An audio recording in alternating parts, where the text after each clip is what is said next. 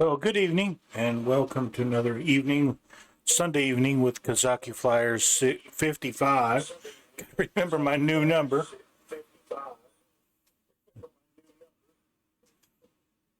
Sometimes the memory leaks.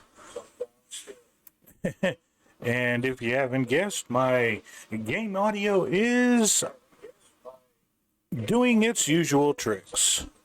And I'm just killing time till it decides to pop back in here, because it will not talk between Windows 11 and Windows 10. They have a dedicated channel in Windows 10 for game audio, and Windows 11 will not see it.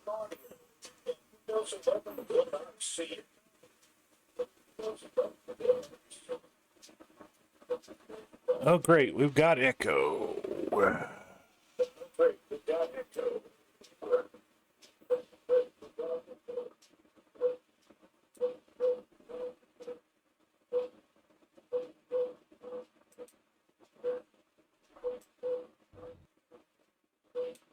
And check. There we go. That's better. No, it's not. Let's try something else here real quick. Come on.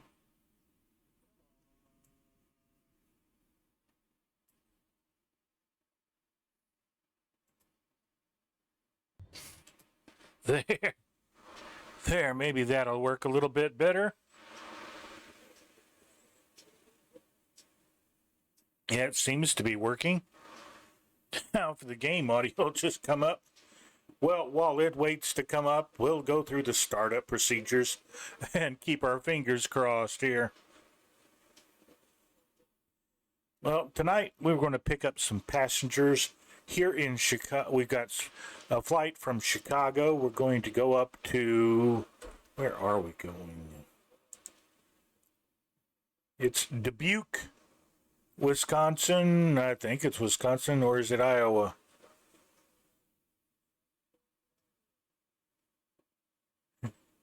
It's Iowa.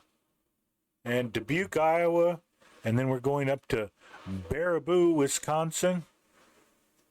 And from there, we're going up to Oshkosh. We're going to pick up some people in Dubuque and Baraboo, and we're going to carry them up to Oshkosh. It's the last day of Oshkosh, so it's no point in seeing all the stuff, but we're still getting to go. And that's sometimes even more important than actually going. Well, we've got our starter truck right here. We might as well use it. Let's see, first thing we're going to do is turn our electrical master switch to ground power. And that'll start energizing all of our stuff. Come here, be a good boy.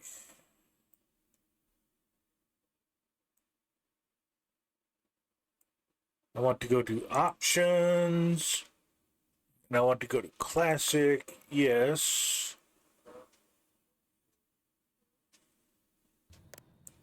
Then back to home. That gives us our classic. We're just going to go ahead and turn this to on at the moment. We are planning a VFR flight. We're on live weather today. And as you can see, it's partly cloudy here in Chicago. So that's pretty good. Now we've got our ground power on. We can get this out of the way first of all for a couple of minutes. Hydraulics on. Fuel pumps on. We'll go ahead and cut our pitot heat on.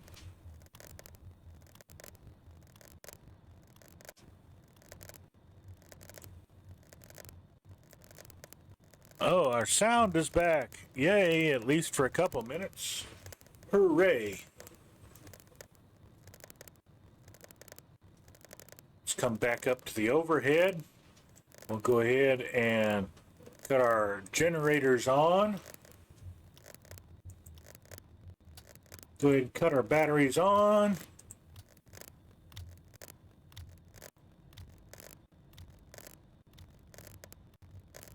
Engine start to normal.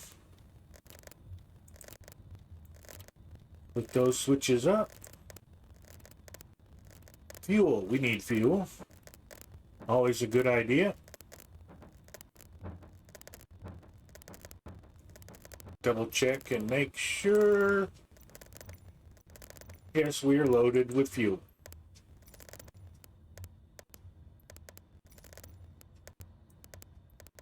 Okay, engine starts already.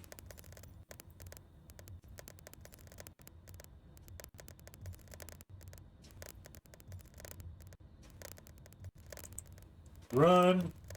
Left hand start. Okay. Before we do that, let's get our inverters.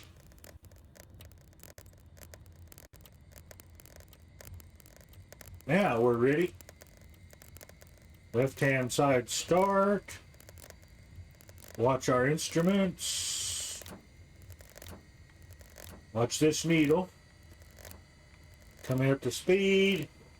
And port fuel activate. And that's good. Wheel.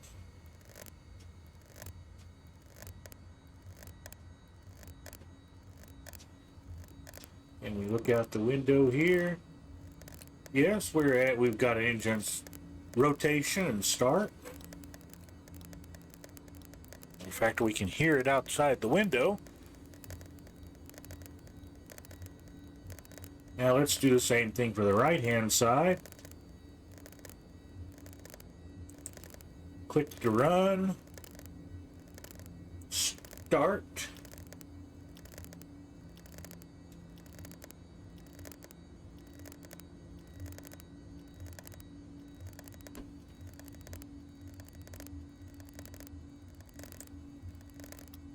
Add some fuel.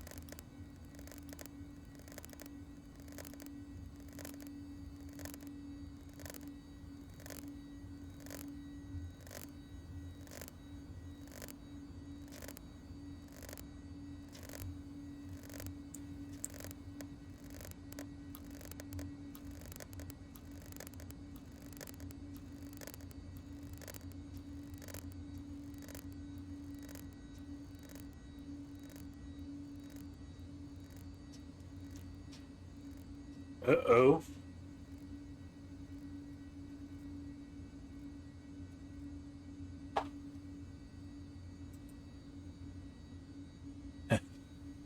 Come on.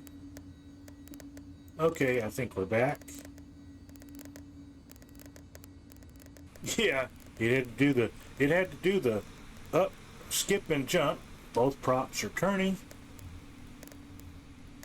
Come on, pal, get the Bowser out of the way.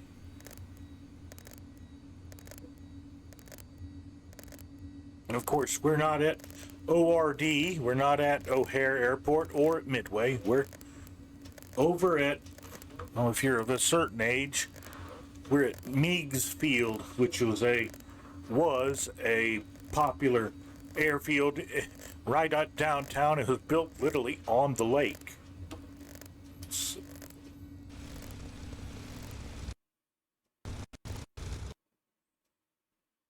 Take our camera outside for a second. There's the skyline of Chicago. It's literally the airport here. It is built on the lake. Literally built out into the lake.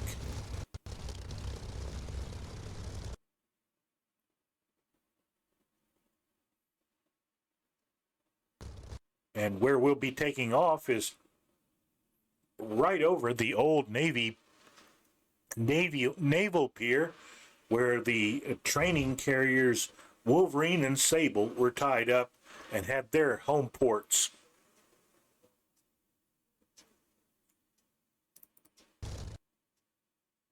But meanwhile, while we're...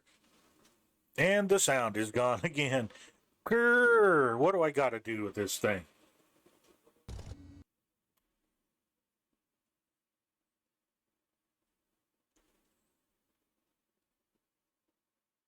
Okay, let's get ourselves situated here.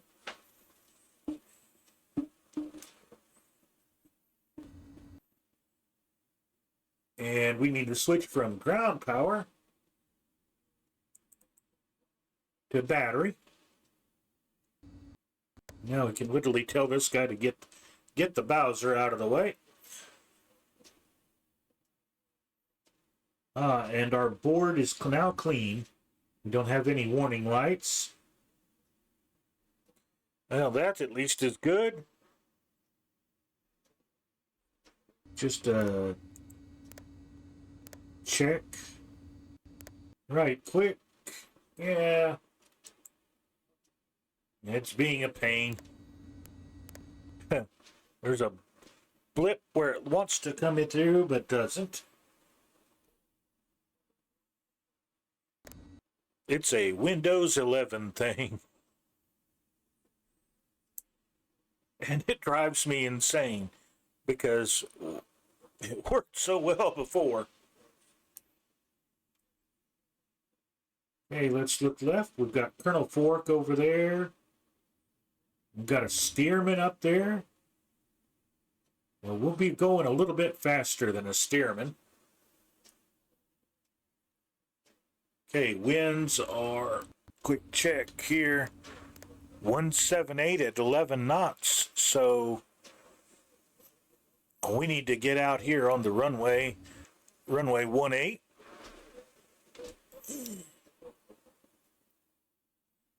Which is going to be straight ahead. First thing we need to do is to get out. We need to release our brake. Brake's released. Bring our pitch up a little bit to at least the taxi stage. There we start to move forward.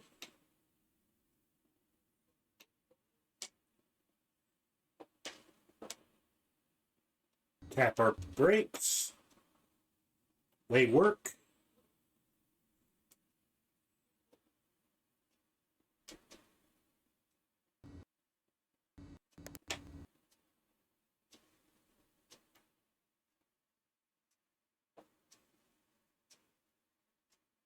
And let's taxi out toward the end of 3-6 here.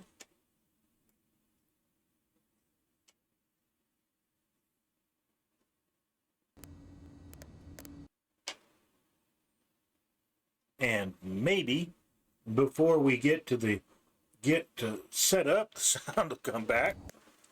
It's trying.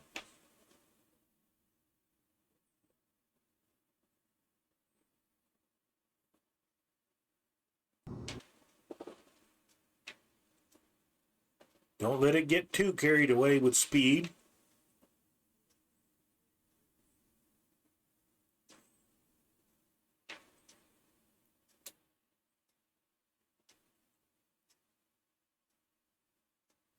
Now let's get centered up on the runway.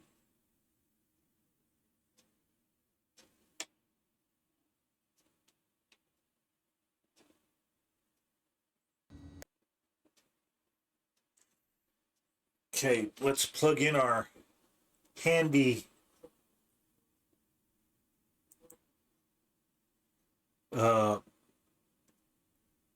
iPad here, which will call up our GTN, because this is a little bit old school here, and we don't have the VORs we used to.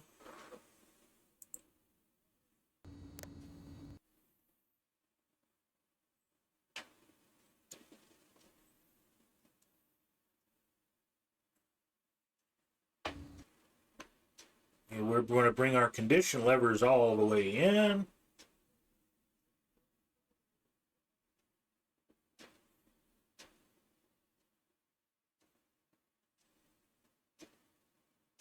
RPM is indicating it's coming up.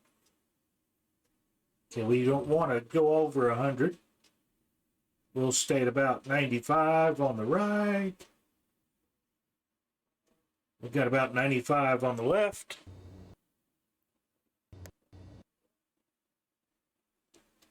Now we'll bring in our throttles. Relax our brakes. Power coming in. Watch the airspeed come alive. Try to steer.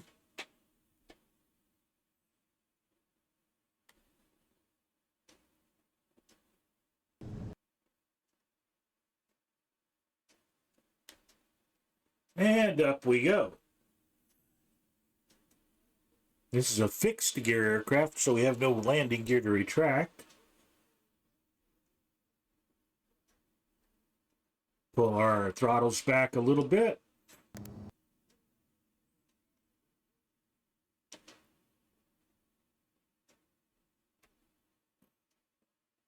Let's do a little sightseeing around Chicago for a minute.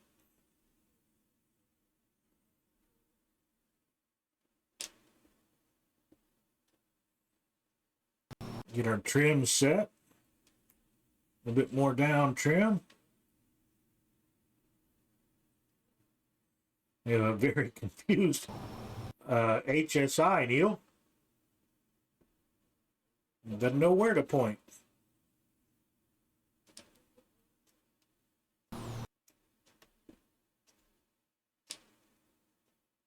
Pull our airspeed back here. We don't need to be going that fast, that quickly.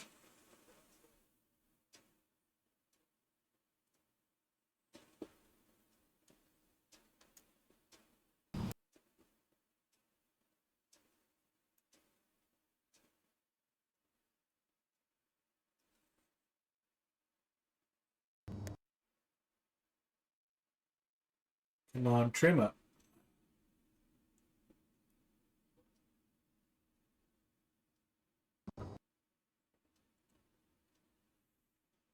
Trim.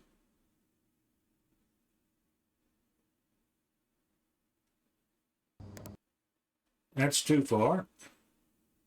We don't want to hit the buildings here. And now we're going down the other side of Chicago here. The main downtown seems to be pretty much right along the coast of the lake. And we seem to have gone around it. Now over there off to our right is O'Hare Airport. We can see the tower from here. And I see a Colonel Fork in his Hurricane above us.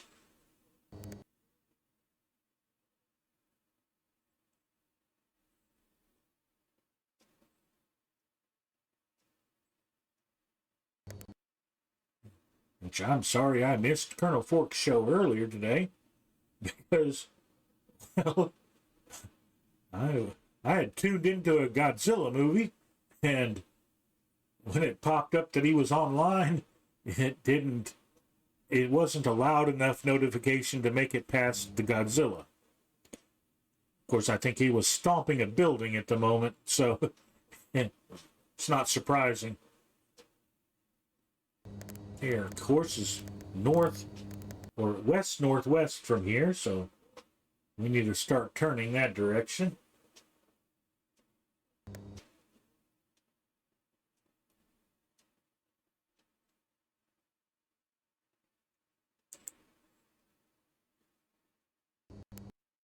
One confused little machine.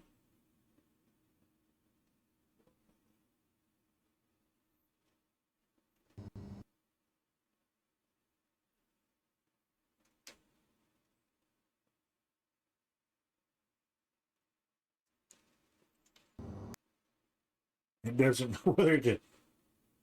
This is the latest update, and it doesn't know whether to run itself in VLOC or GPS on its nav settings. So it's a bit confused.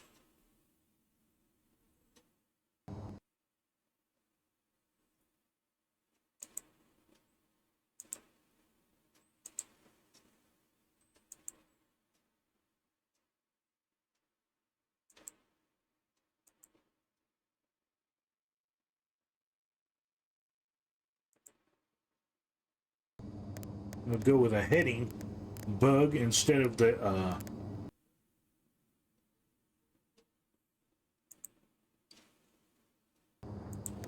back to the map.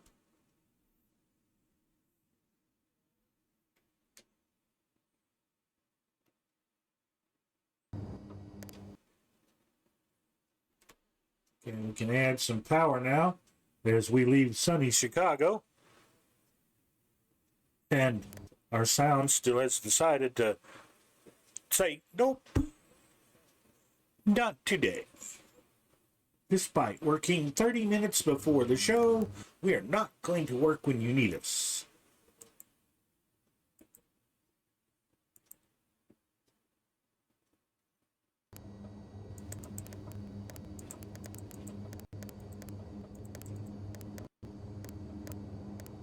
$1,000 feet, that's good enough. Hold what you got there, buddy.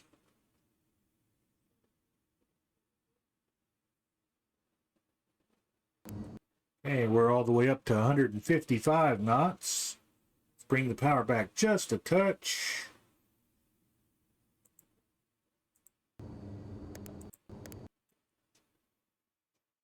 Get back to our map here.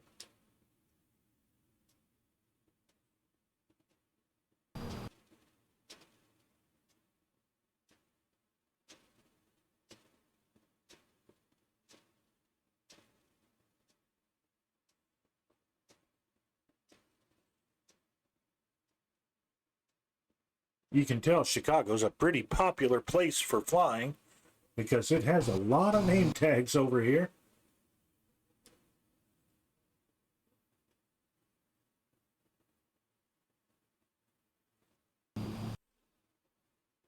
Now this airport is, let's see, zoom in here on the map.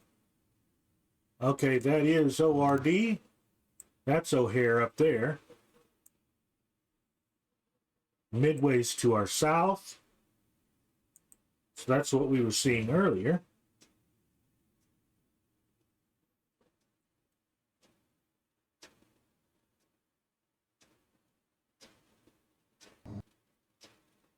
So as you can tell, until they fix this, ILS is pretty much out of the picture. So we'll be doing a visual approach. As soon as we reset the clock here a little bit, it's currently set at pretty much live time at 19:11, and we want to set that back to, we'll go with 1711. It's 2 hours. That should give us plenty of time to get there.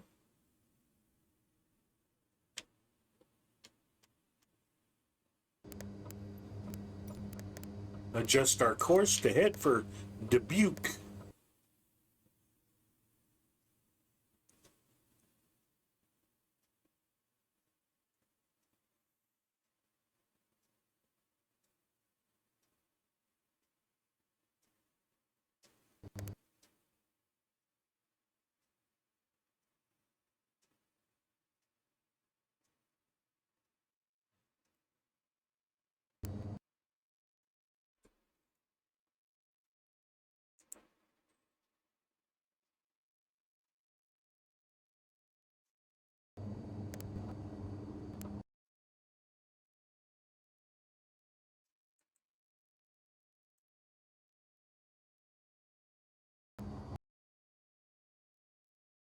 Yep, none of the tricks I was using earlier are working.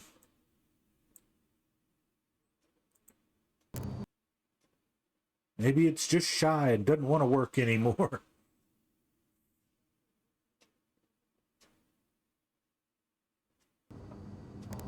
If it had a clear, a read log that you could say, you could look into and say, why don't you work? It would be, but it doesn't. It doesn't have any clue about why it won't work. I used to work. I don't want to work now.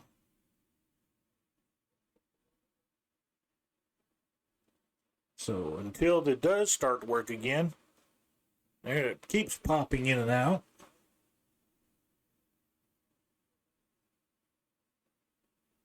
We're doing 152 or 3 knots. The wind is bouncing us around a bit. We can go faster, but 150 is a good speed.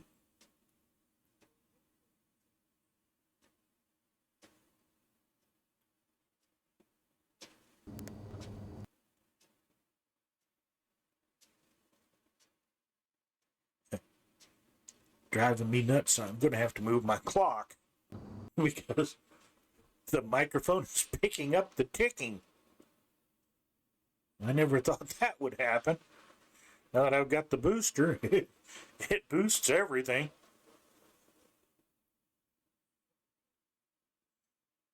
Now come on, start working sound. The baseball bat is really starting to look good.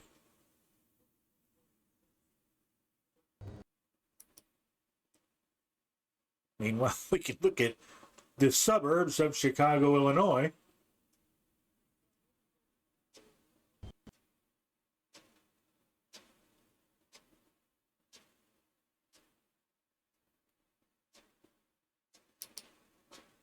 Okay, where did...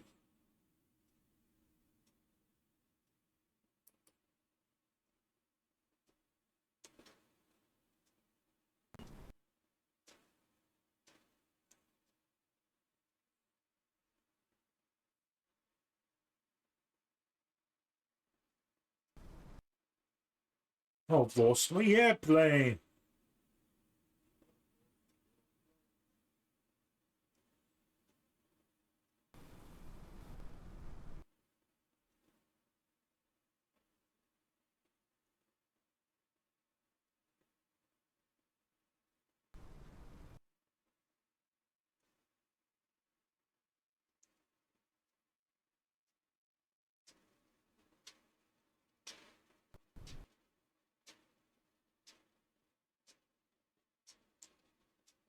There I am.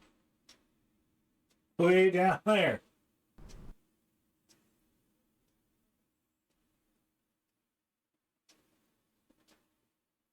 Oh, that's no good.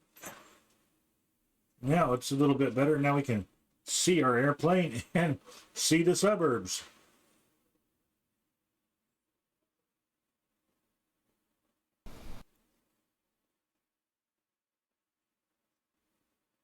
And still see everybody around us.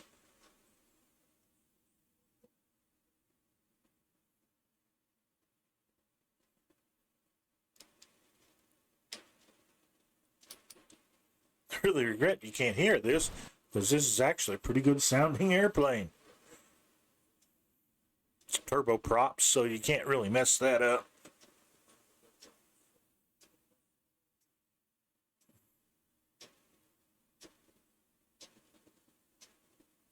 But we'll make quick stops at Dubuque and then up at Baraboo in Wisconsin, and then we'll head on up towards Oshkosh. I hope. May get mad at this thing and shut us down at Dubuque or Baraboo, whichever.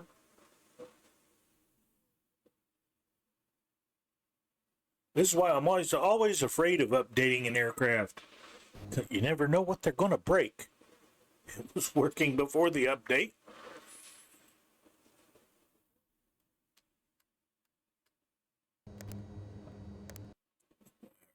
Just heading a little bit. Gosh, that's handy. I do like an autopilot that tends to work.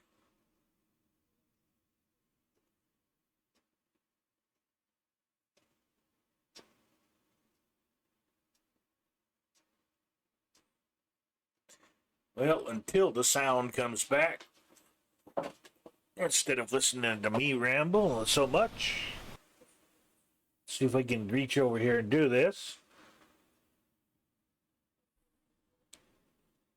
There, adjust the mic. since we're elsewhere. Hey, our sound's back, at least for a couple of minutes.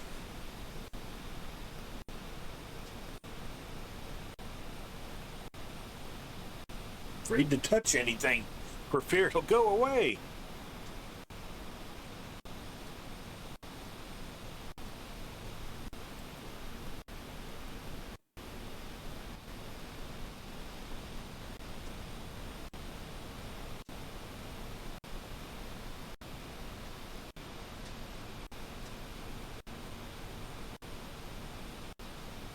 See if I can find this.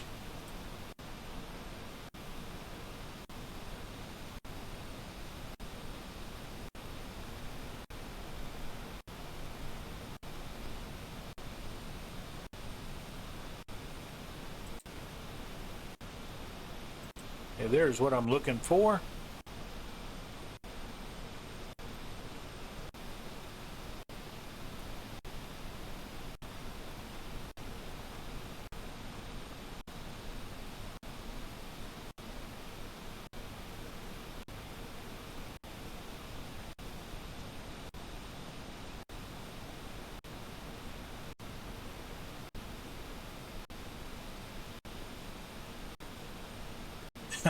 Let's see if this erases my sound. Experiments in flight. No, it didn't erase our sound. Hooray!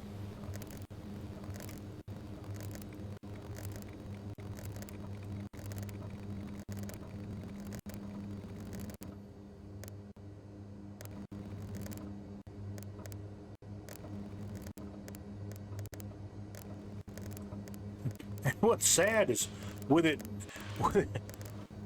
doing this stuff to the V-lock, it's doing, you can't VOR navigate with it either. So, okay guys, hurry up and fix it.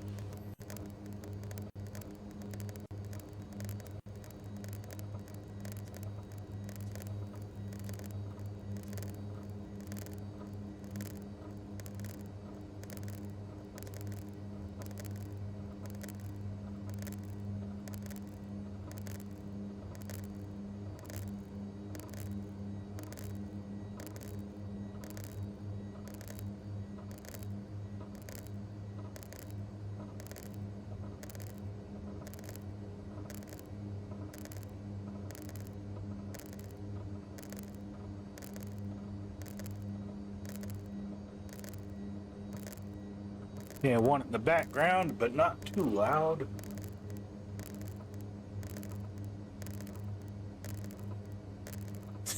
Man, that's getting old, that HSI twitching like that as it tries to switch back and forth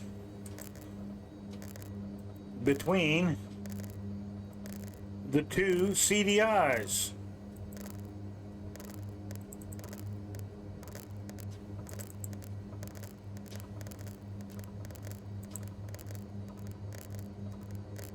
It will not pick one.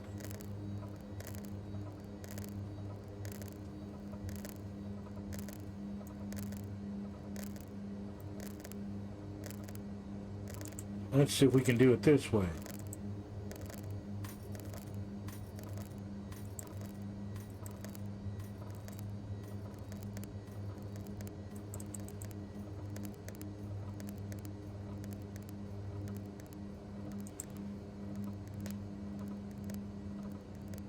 Well, at least that stopped the CDI from twitching.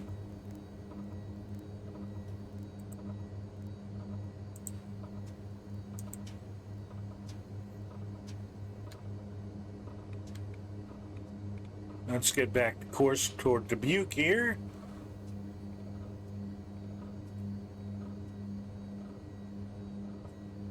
Let's kick her a little bit.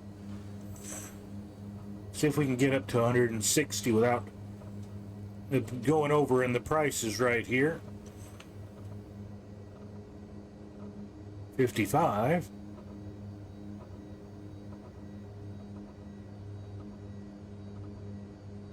Okay, right at 160.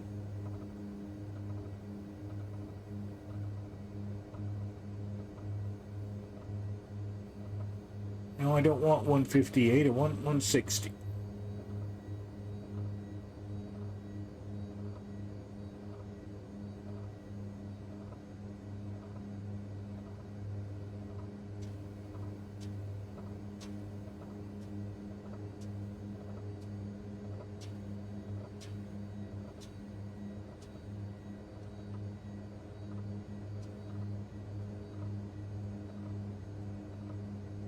Trying to balance my engines here. I'm looking at my torque pressure over there. Okay, just over 40 on the right and right at 40 on the left. And should give us right at 160 knots.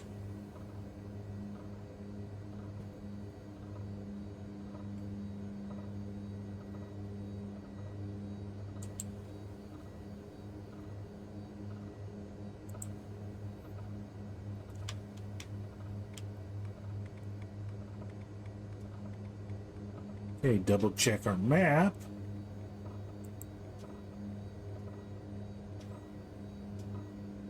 Okay, we are 96 out of Dubuque.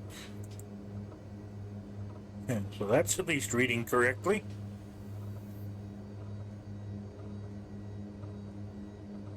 No, we want to, when we get to Dubuque, I don't know how we're just going to make a quick spot landing, and we're not going to kill one engine. We're just going to let our passengers out and bring our new passengers aboard, and we're going to get on our way fairly quickly.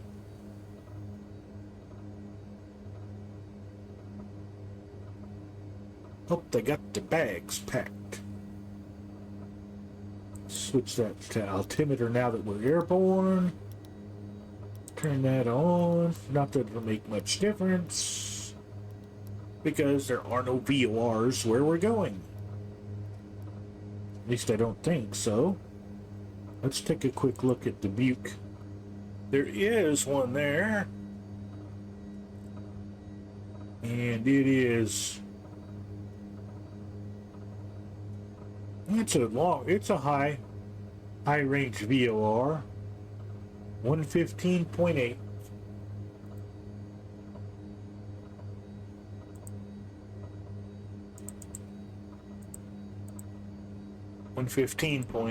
Enter.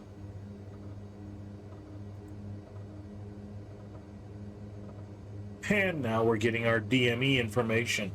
Well, we can at least get that.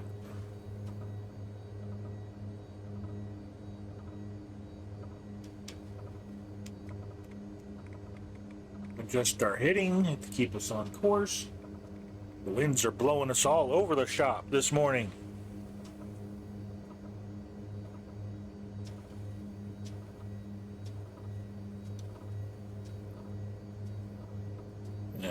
Cross our fingers.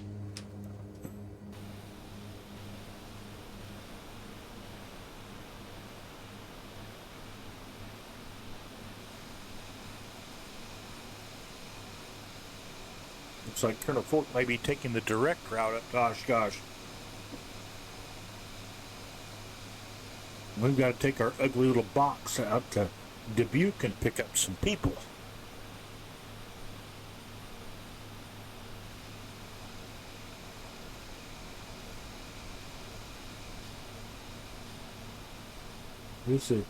This is one ugly little bird, but I like her very much. It's all box, but it's got some pretty good get up and go in it.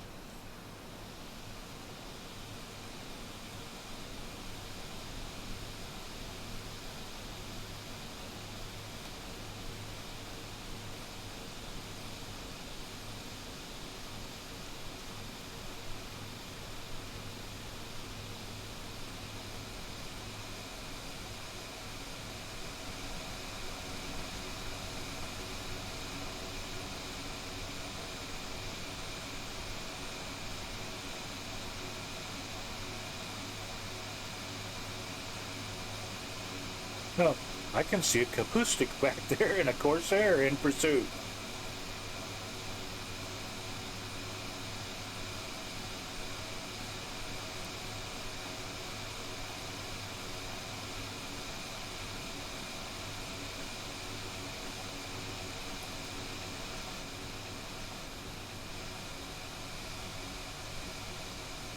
luckily, it's not far out of Chicago.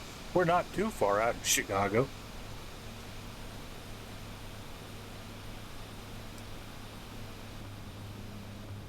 Come on, wind, stop blowing us around.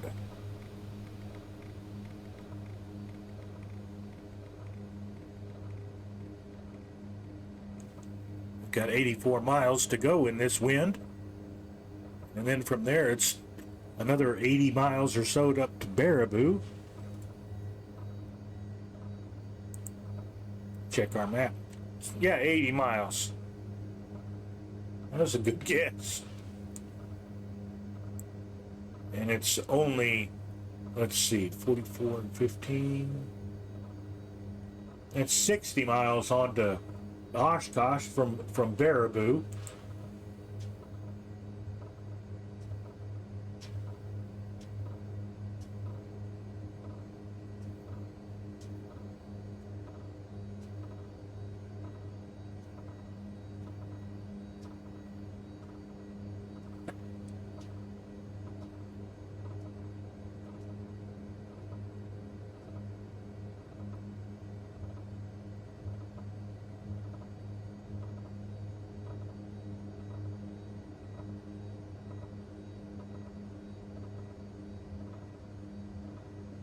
All right. Now we've got our ticket, got our TCAS on. There goes the phone making annoying noises again. Hey, go away. We're live. If it's important enough, they'll call on the telephone.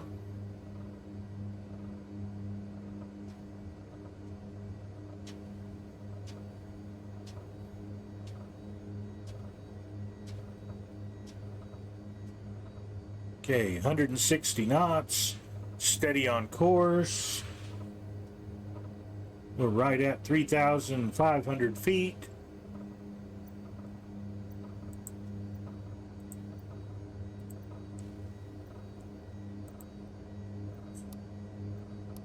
Hold that. Do a better job of holding.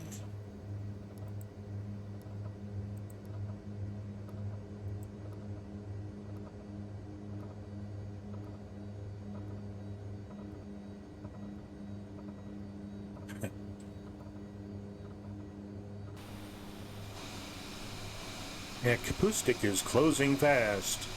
But they've got a large advantage in horsepower. Although I think it takes a lot of horsepower to push this box around. It's a truck.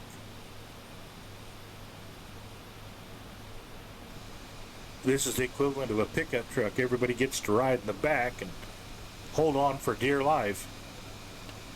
Which is how I spent a lot of my childhood. All the kids would have to ride in the back of the truck with the grub, with the groceries.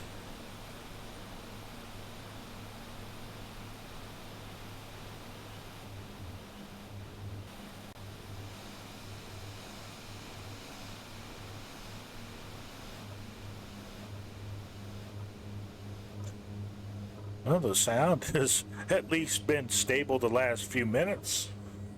Fingers crossed, definitely.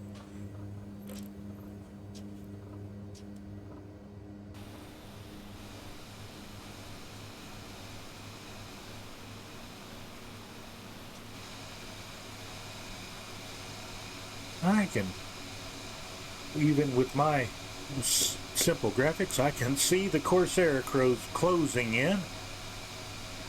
I can learn to speak English.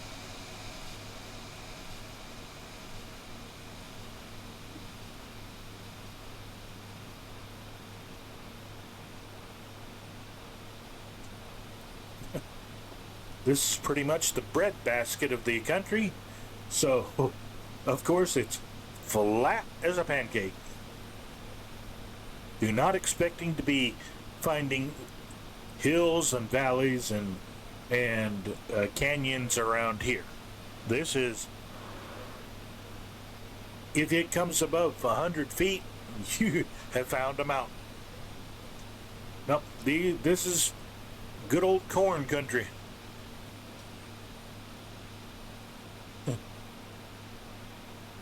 And if you'd listened to my father, this was the corn country. Of course, his hometown was a little south of Chicago, little place called Watseka, and that's where he's from. And the little town that he grew up in was actually even smaller than my hometown. And but they had their one big claim was they had a canning factory there in Milford, Illinois. And at the time, it was the world's largest corn canning capital, or corn canning factory. I can speak English. Yeah, English.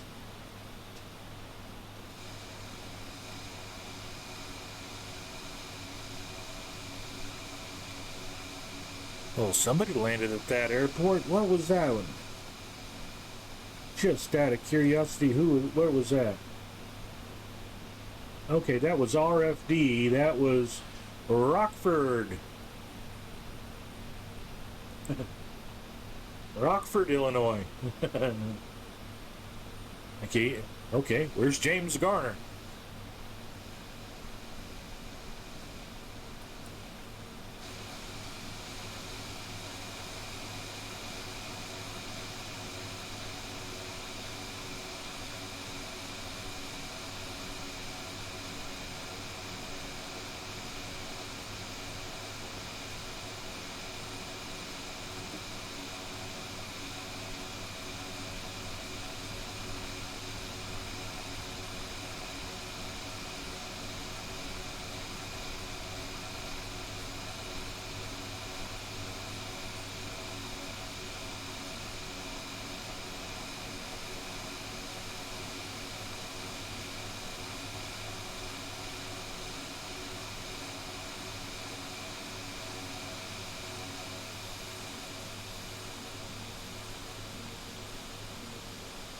I'm glad that the landing gear on the little Sky van here, the Skyliner, is the short Sky van. This is a very rugged landing gear, and with my piloting skills, it has to be done.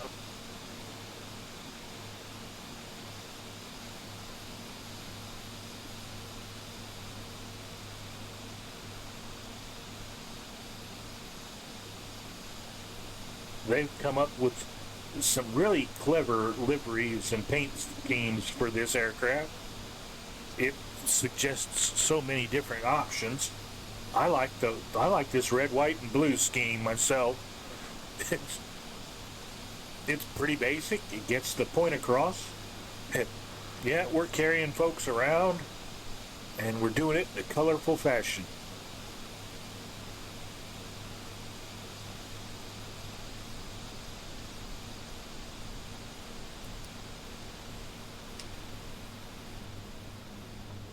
All right, there we go.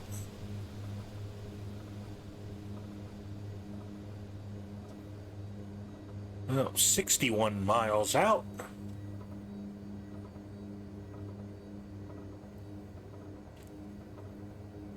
Need to worry about going back. Well, we're right at 3,500. There's no reason to worry about altitude for a while. One, we're not going to hit anything. And two, there's nothing out there to hit. Especially at this altitude, where we were in that comfort zone in between. We're not at 35,000 feet, and we're not at 500 feet.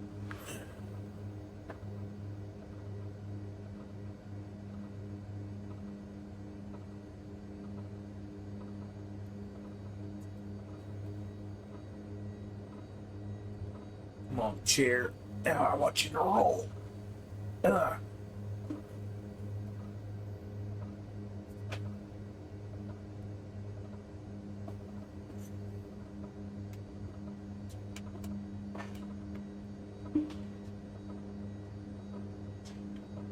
put my feet up on the rudder pedals where they belong.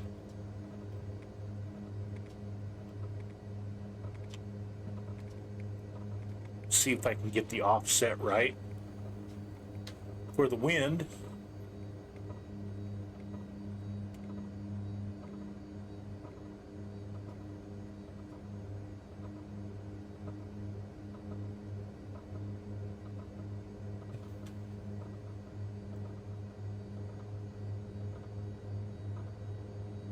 And DME showing 56 nautical miles to go and giving us 168 knots of ground speed.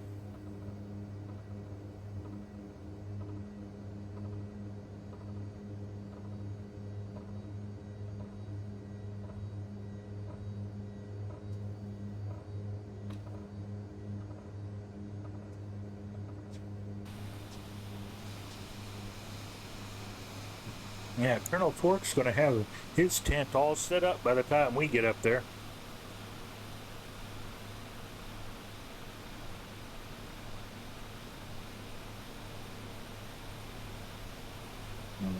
I just regret that we couldn't have, we should have gone up there last weekend when everything was just getting started. We've had several good air shows this week. You can find them online in various posts on YouTube. And what I was tickled about most of all was that they had an F-15 XL at Oshkosh this year, which was the newest incarnation of the F-15. It's a total repackaged deal. Engines, avionics, targeting, responsiveness, almost a whole new aircraft. And for a almost 50-year-old airframe, that's doing really well.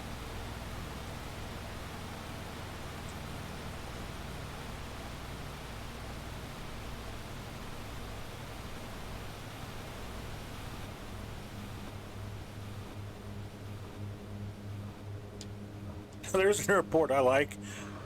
Okay, that's an F, not an E. I was going to say keep. I like that airport code. It's an FEP.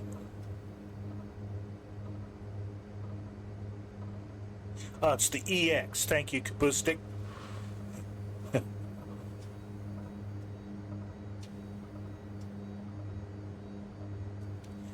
That was one demonstration I'd like to have seen, though.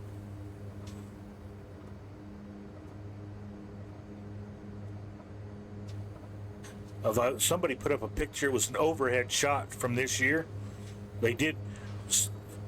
Everybody that had them brought up. They brought up 10 B-25s this year. That was impressive to look at on the ground. And they had both B-29s. And the Canadians flew down their Lancaster, and they all appeared in the air together. And that was beautiful. I'm assuming we all got that picture.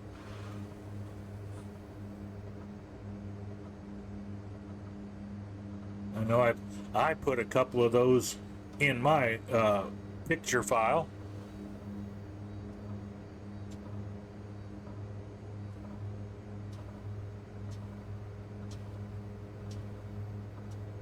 Between Oshkosh and Riyadh over in England this week, it's just been a great week for air shows. Something to pick from no matter which side of the pond you're on.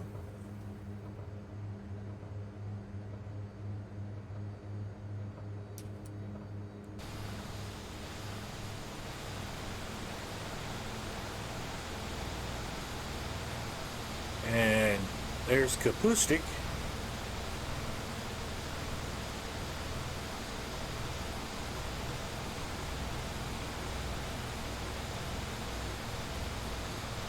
And at least on my livery showing the VMF 214 from Korea.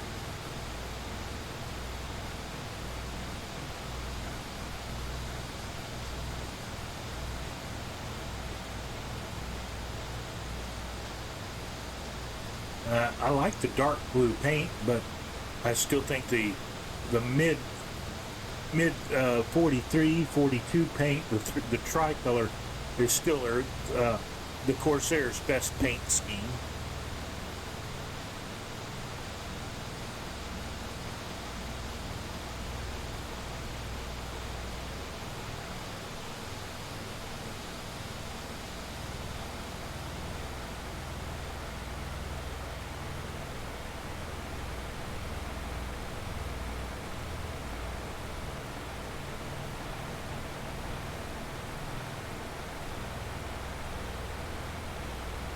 Showing off a little bit of acoustic skills. Well, they are way better than I am. Head formation flying, I can't do it worth a squat.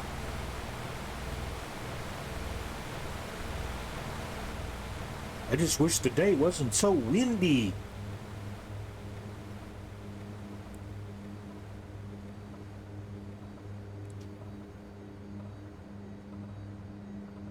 All right, we've got another 39, almost, well, 39.7 miles to Dubuque. And from Dubuque, we'll head on up to Baraboo. And as long as my sound holds out, we're going to push it.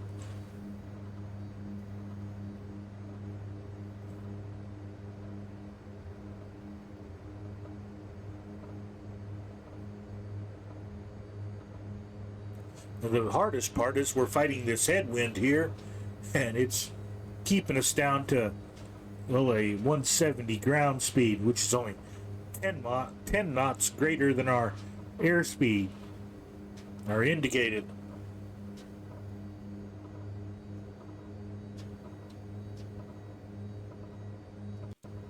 I am grateful that we're holding our altitude pretty well.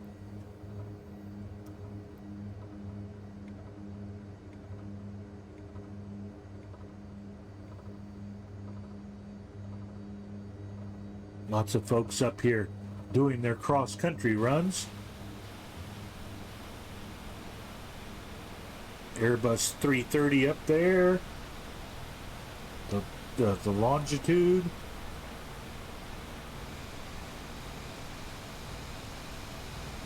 And as we look backwards towards Milwaukee and Chicago, there's all kinds of folks heading across country. A couple folks in private aircraft, some GA. And after a week at Oshkosh, the Corsairs, sorry folks, it's GA to me.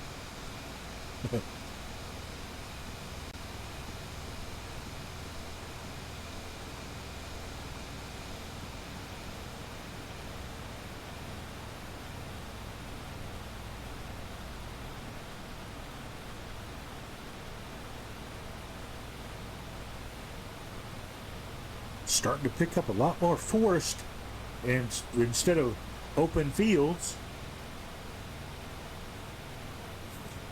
But she's still one glad piece of land.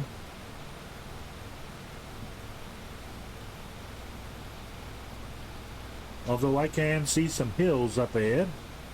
I'm not sure if they're hills or just forest tracks.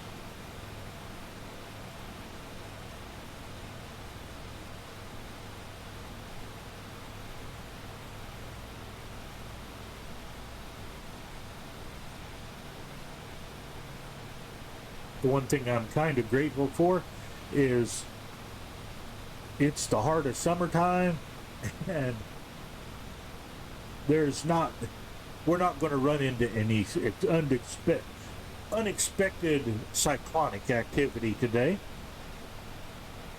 That's all in Texas, and there's some in South Dakota, and mostly it's in Texas. Texas and Oklahoma as usual. It's not this far north.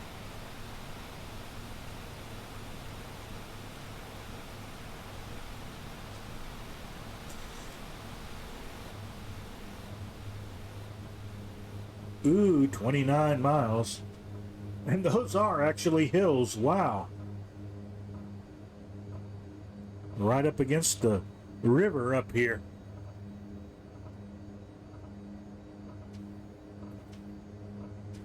Is that our Mississippi, or what river is that?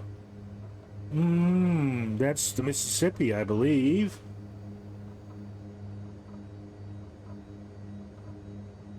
Yeah, that's the Mississippi.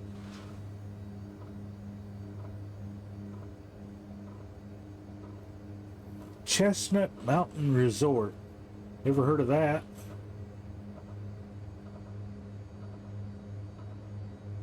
That's up here on our left. And it is indicated there are ski lifts indicated. Sounds like somebody from my hometown sold them something. Somebody got the bright idea when I was a youngster to build a ski resort in my hometown in Tennessee, which is just a few miles north of the border with Alabama. Not exactly what you would think of as far as a winter resort like Telluride or places like that in Colorado. But they decided our hill was big enough to give people a taste of skiing, so they built a ski slope there with a lift. I didn't think that hill was that tall, but they did. It operated for, I think they used artificial snow for, they had a big snow blowing machine, and it lasted for 3 years. And then it, surprise, surprise, it went bankrupt. They just couldn't sell Southerners on skiing. Which is strange because Southerners love ice hockey. We'll sit and watch ice hockey all day.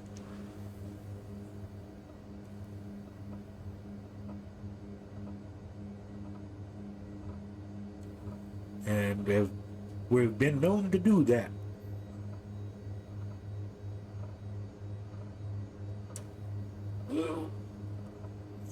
Right off the Yawnies, 21 miles out.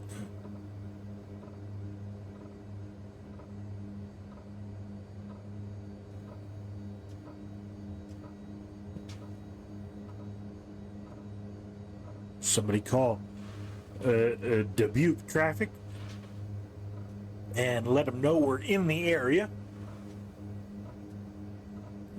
Let them know that we are VFR traffic and we're at 3,500 feet and we are inbound for full stop landing.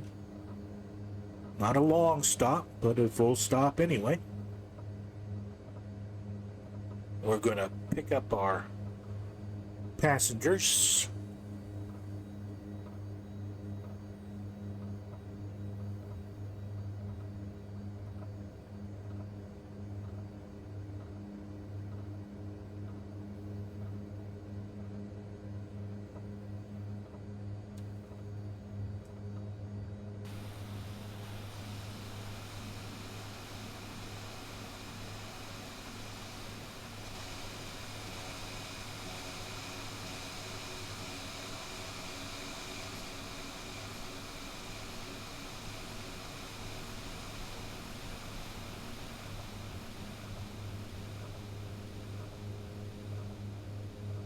If it wasn't toward the end of Oshkosh, we'd be breaking out the tents or sleeping in the back of the plane.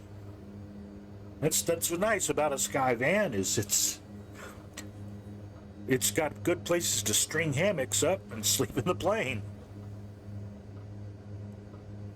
Plug into ground power and a heater or something and a hot plate and you're good to go. I think these little machines would make excellent little airborne campers.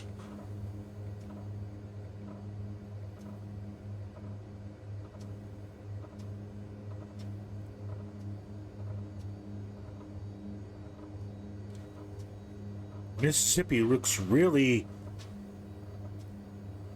difficult to navigate right through here.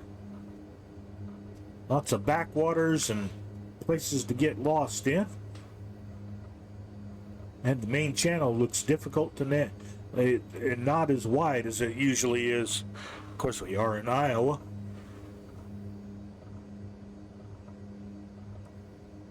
Well, we're 14 miles out. Let's take ourselves down here.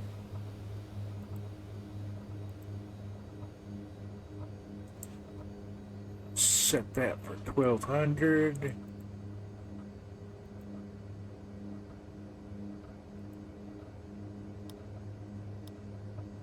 And start our descent. Okay, pull our throttles back just a little bit. Pull our torque to 30. How about 30? Yep, 30 on the right. 30 on the left. While we descend here, that'll keep us down to about, there's 145. We don't want to gain too much.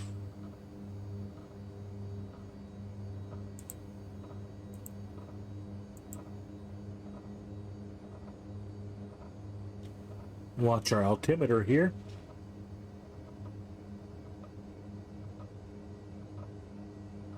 Oh, we're picking up some thermal updrafts. Come on, keep coming down. There's coming up on 3,000.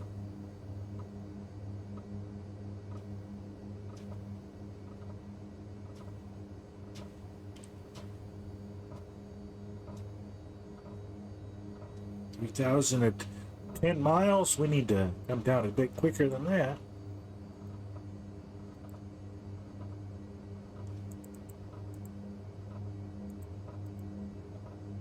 Take us down to 1,000 feet per minute.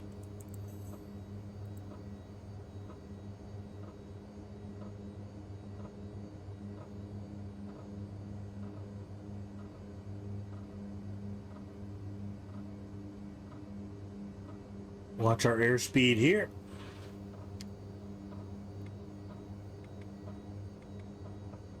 Okay, airport runway lights are in sight.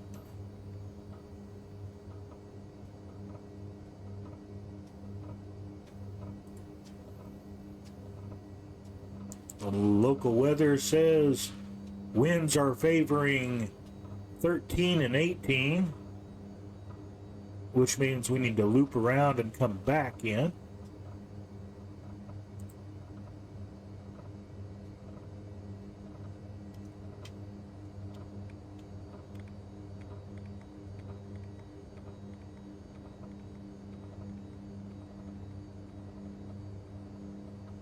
There's 1200 AGL.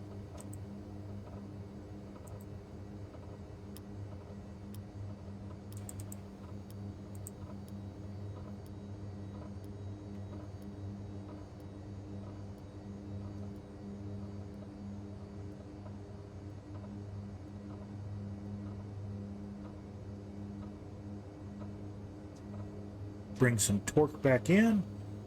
Get us up to about 140 knots.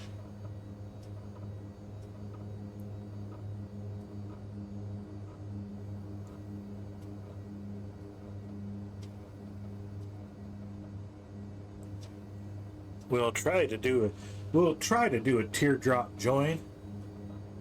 I don't know how successful we're going to be at it, but we're going to try. Takes longer to land than it does to take off and fly here.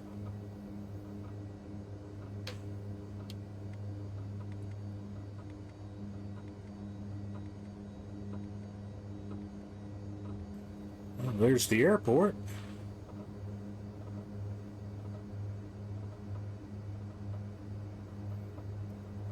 There's the lights and the beacon.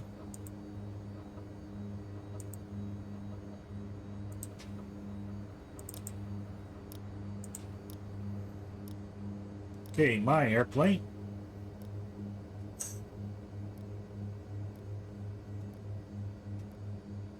Okay, we'll cut back the throttles a little bit.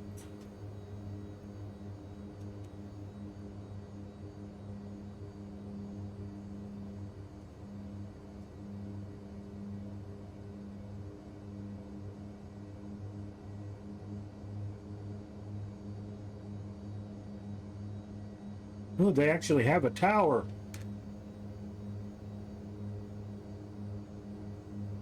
And the terminal building. Impressive.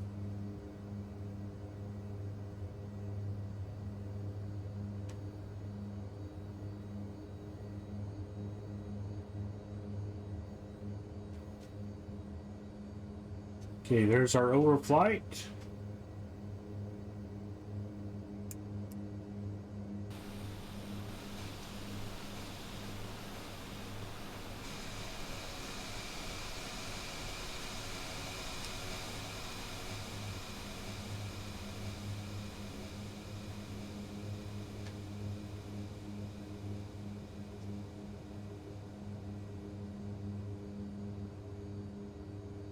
Oh, there's a valley. Wow. Actual hills. Who'd have thunk it? Iowa with hills.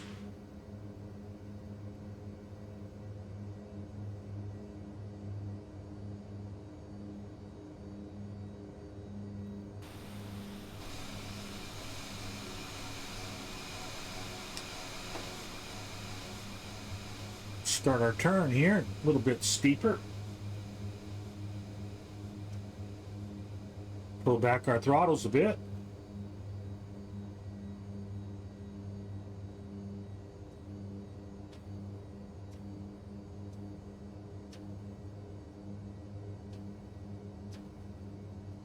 Watch the sun creep across our cockpit here. As we turn around,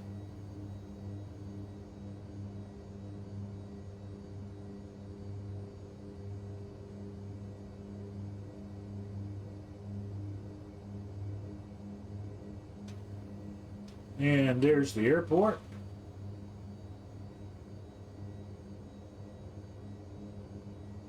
Made our circle a little bit too wide.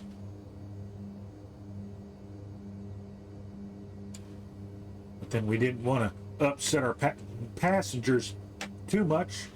It's not good to have them lose lunch right before they land.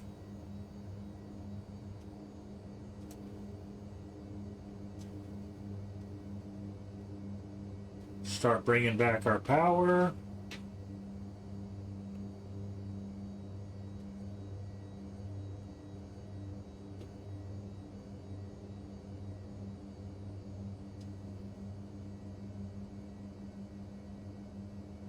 Let's get over these trees. 90 knots.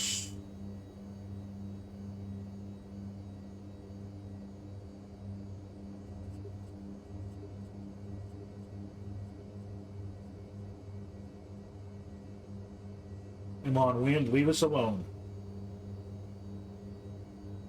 Over the threshold and got the power. Thunk, thunk. And really bump the tires. Brakes.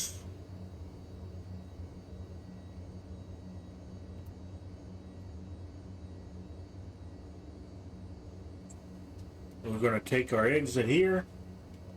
Scoot over to the terminal.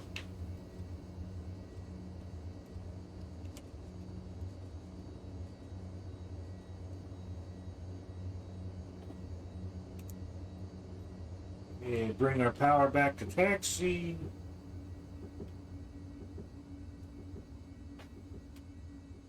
We'll take them closer to the baggage area here.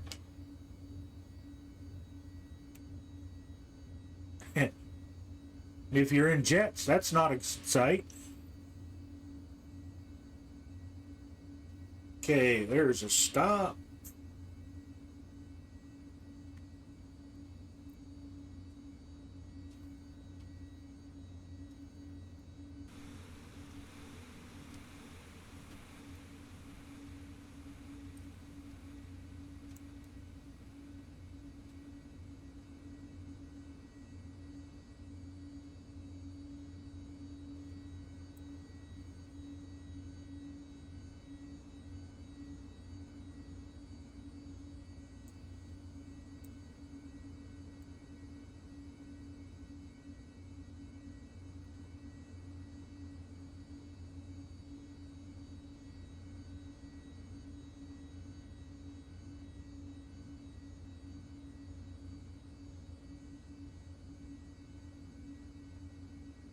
Well, we can't do that like I was hoping for.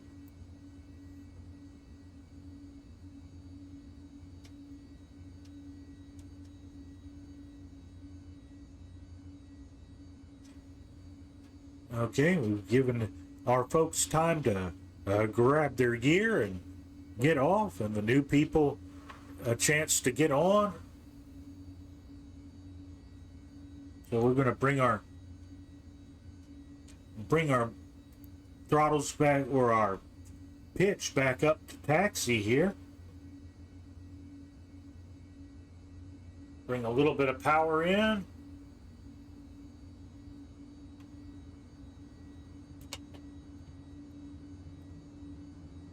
Get off the brakes.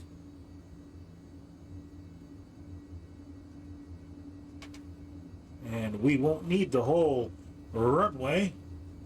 Just turn around and head back the way we came in here.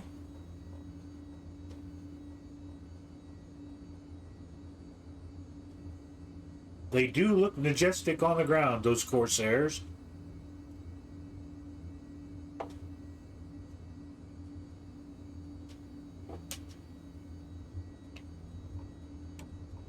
Let's stay on the taxiway here.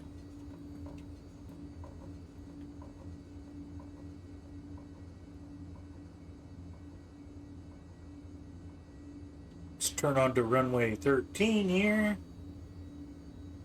Just a little bit longer.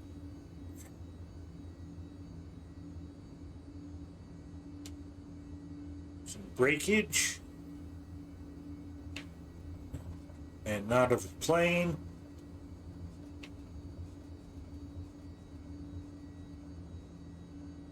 All right. On the runway. Conditions to full. And power coming in. And feet off the brakes.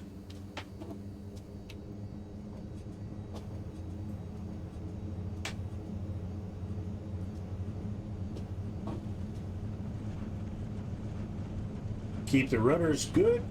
And here we go. Up, up, and away.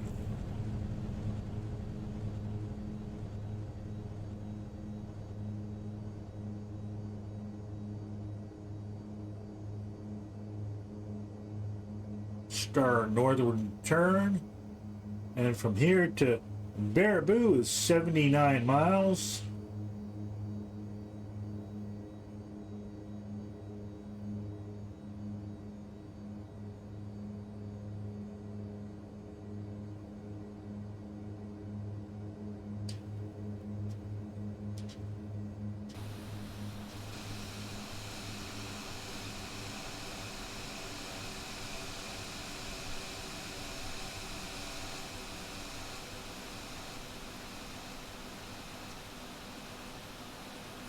Yes, I do. I think I do, Kapustik. At least I thought I did. I don't know if I've got Iris. I thought I had all of Boyington's paint jobs.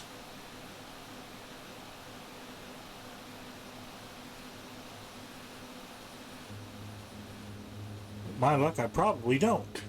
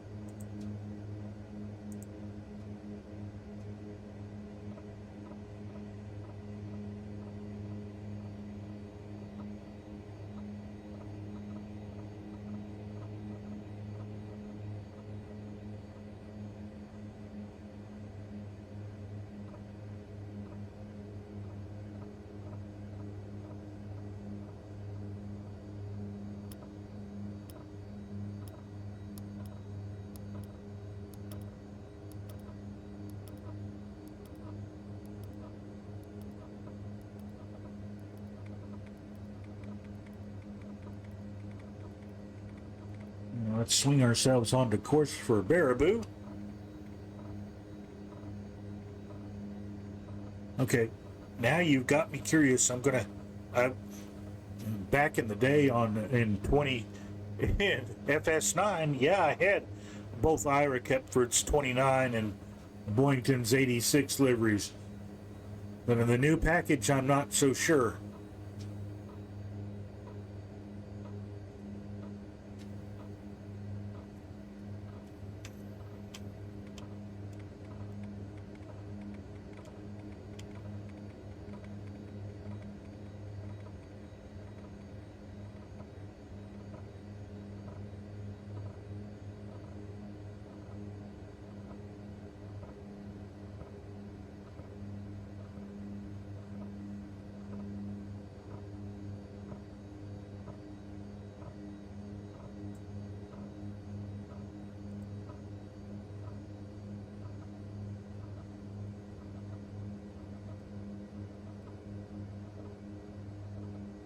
If we can get her down to 3,000 again.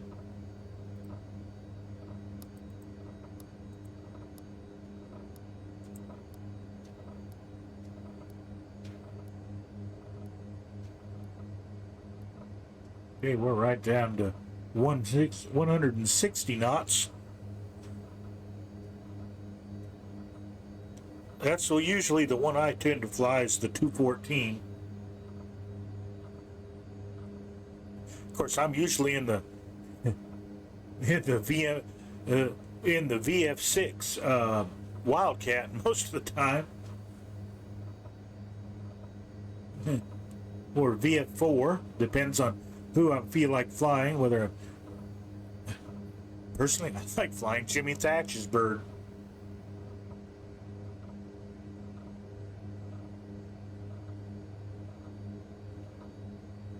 And if it ain't Jimmy Thatch, it's Mr. Joe Foss.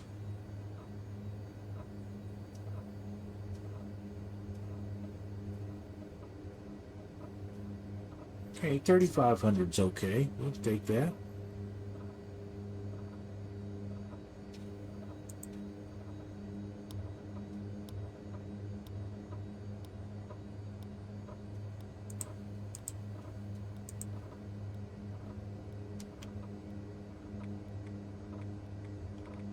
Now let's play Chase the Needle.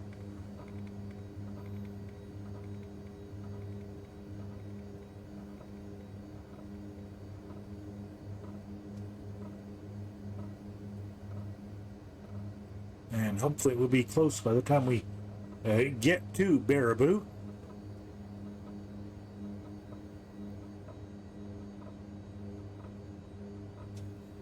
Like for this flight, normally I'd have probably taken a little Wildcat out for a run, but I got passengers to carry around, so instead of the sports car, we took the truck. Now that's a paint job I'd like to have, is the Skyvan in a marine paint job.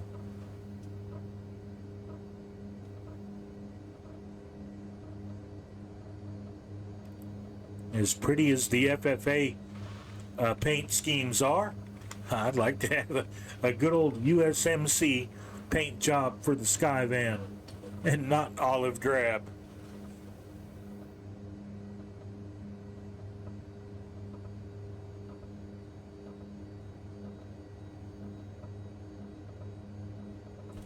Now show me the map. I like having something with a little bit of room in the cockpit here. Okay, Baraboo. We have a VOR. It's at 117.0. It's not exactly on the airport, but it's close enough.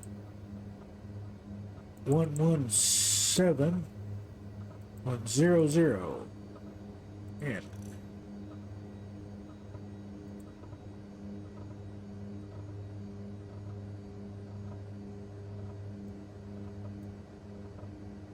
.6, actually getting some good ground speed now, up to 186.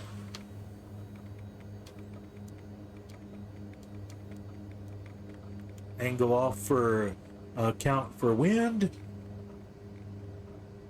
Ooh, somebody flying an A5. A nice, good tourist aircraft.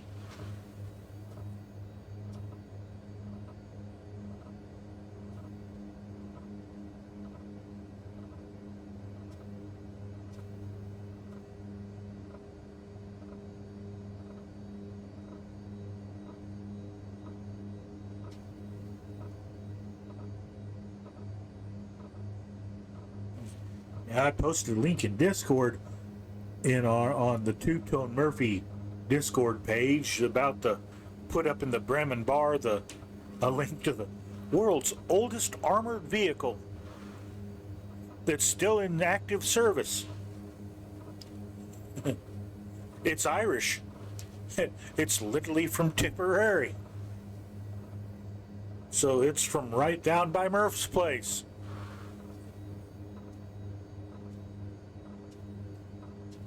And it turns out it's a Rolls-Royce. They literally took one of the Rolls-Royce touring cars, took the chassis off, bolted on some armor plates and said, "There you go, boys. Instant armored car." And this armored car is featured into Irish history over the years, and they've kept her well maintained, and in 2016 they restored her, and it's got the cleanest Rolls-Royce engine you've ever seen in it. Literally, it was real pretty to watch run.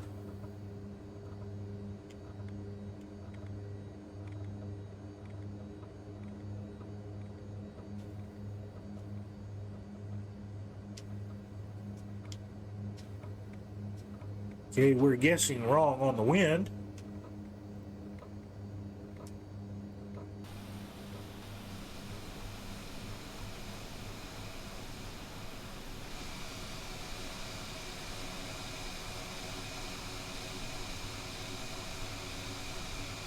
And we're a bit above the murk. There appears to be some haze in the air. Hopefully we'll come out of that fairly quickly. Okay, it's 50 miles to Baraboo, and then another 60 miles on the other side of that to Oshkosh. But after coming out of Baraboo, our first waypoint is the Ripon marker, which is just to the east of Green Lake. That'll be our pickup spot. Now, I haven't tried to coax this. It says it'll fly at 90 knots, so we'll try 90 knots if we can find it with the throttles. We'll try 90 knots at 1,800 feet, and we'll take our Fisk approach into Oshkosh. This is a bit large for the Fisk approach, but if we can do it, do it. If not, we'll take her up to 120 knots and go in at 2,300 feet.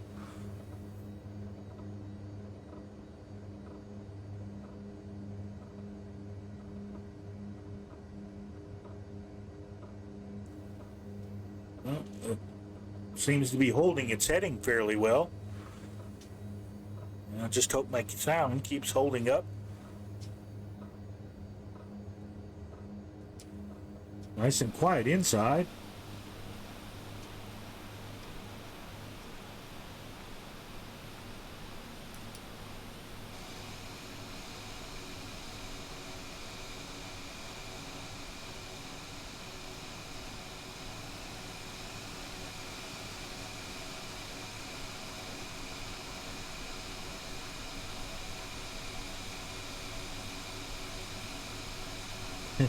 Literally a box with wings. But what's nice about the box with wings, now this is the airliner configuration. It's not really built for it.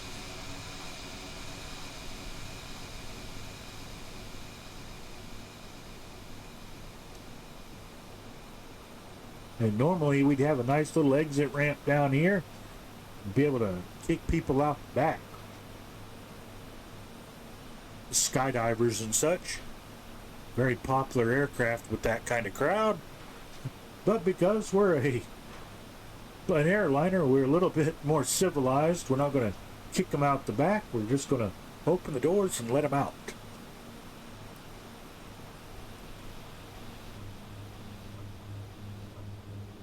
Corsair coming up fast.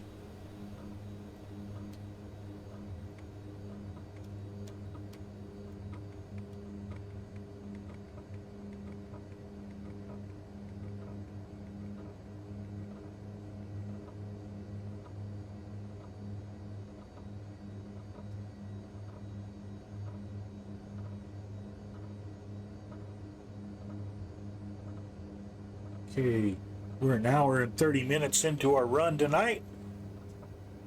And we've still got at least another hour or so on the other side of this. We're 13 minutes out of Baraboo, Wisconsin.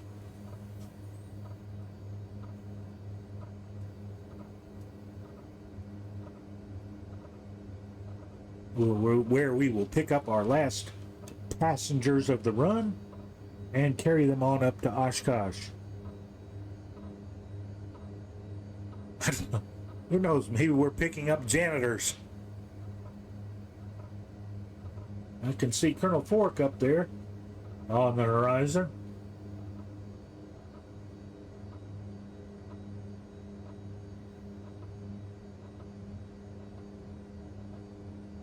Looks like a pretty good crowd around Oshkosh tonight on this server. Always happy to see that.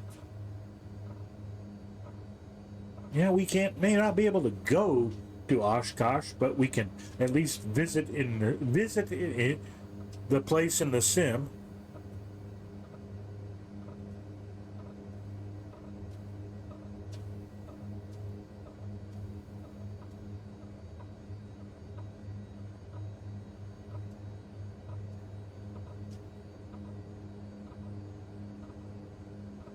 Okay, 35 miles to Baraboo.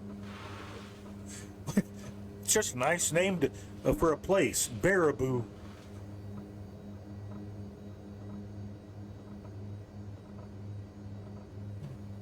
Could have been worse. We could be headed for Jellystone Park and Boo Boo Bear.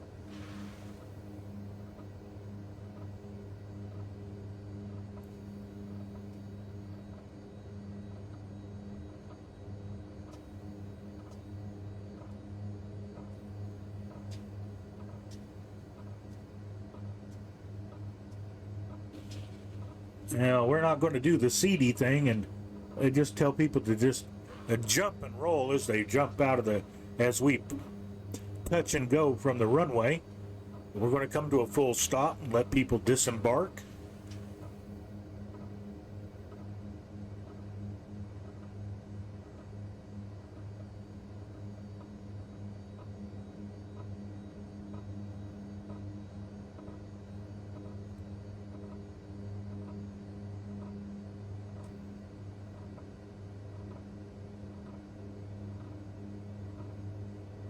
Let's see if I can reach over here. Need to put that on the other side where the arm that works can reach it without me disentangling myself from the pedals. There. My adult beverage was out of reach.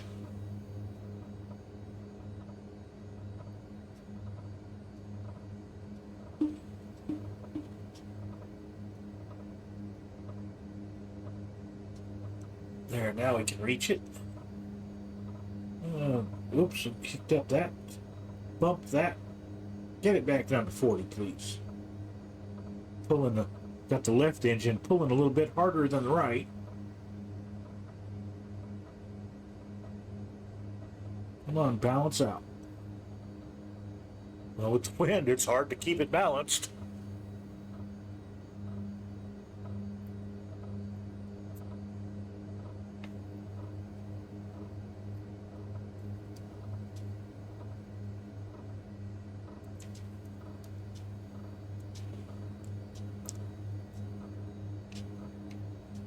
Hey, rum and coke. Just enough to keep a fella relaxed on a journey. And if we crash, it's the booze's fault, not ours. Right, yeah. No, it's not the alcohol's fault, it's yours, Timmy.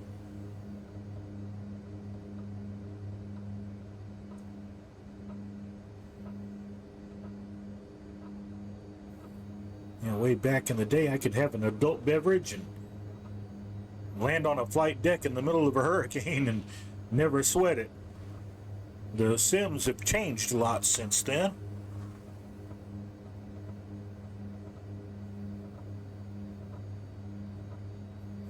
Nowadays, I'm just lucky to make a trap in a calm wind.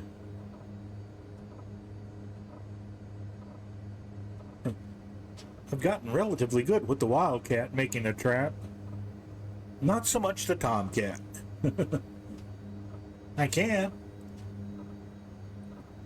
Well, the plane I really want to practice trapping with is the good old Intruder.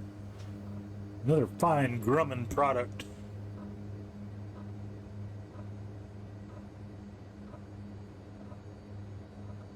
Right, we're 22 miles out now. 24 to the VOR. The airport's in front of us, or in front of the VOR.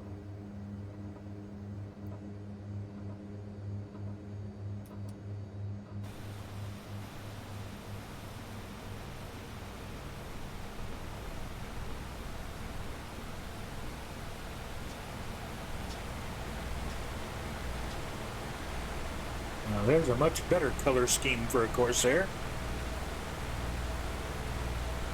Good old South Pacific. And the white lines that are around the cockpit, believe it or not, is high-speed tape, which they applied to try to keep the fumes from overwhelming the pilot. That's where the gas tank is. And how's that? We're going to send you into harm's way, and we're going to put a gas tank right in front of you.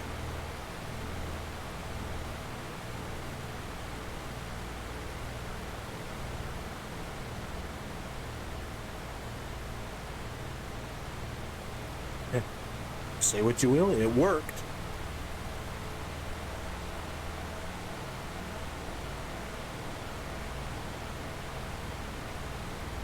Just too pretty, folks.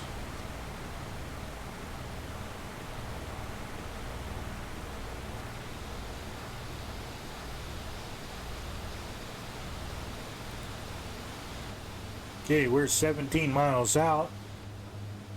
Time to start thinking about going down again.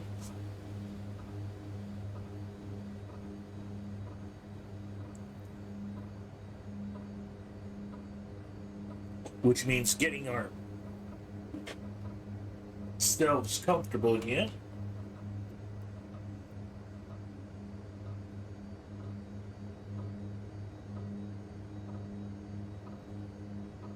Okay.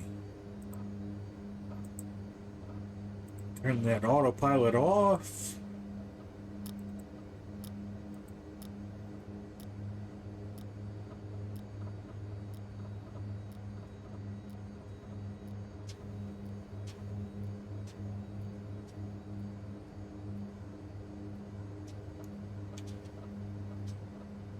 Start a descent.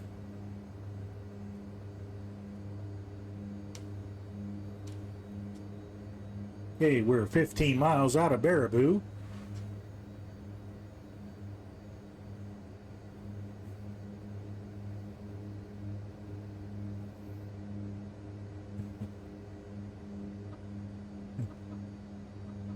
This place sounds like someplace we should book Desi Arnaz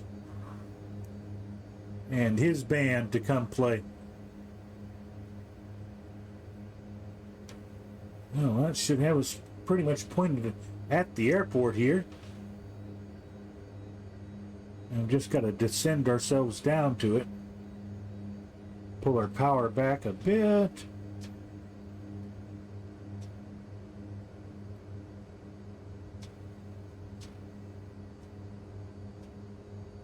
Feel that wind bucking us around a bit.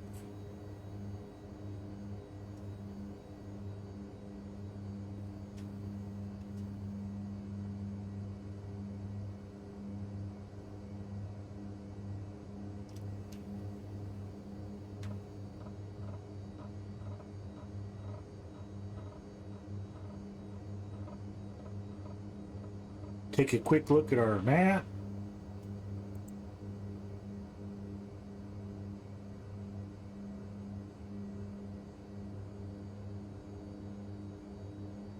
Winds are calm here in Baraboo. Come on, stay on course. Back over that way.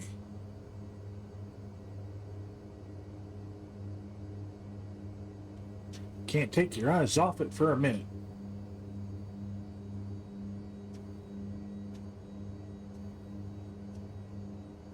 And as long as the winds are calm, we're going to make a straight-in approach.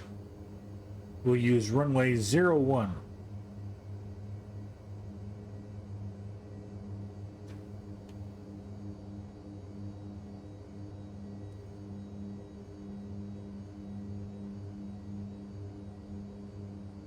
There, runway in sight.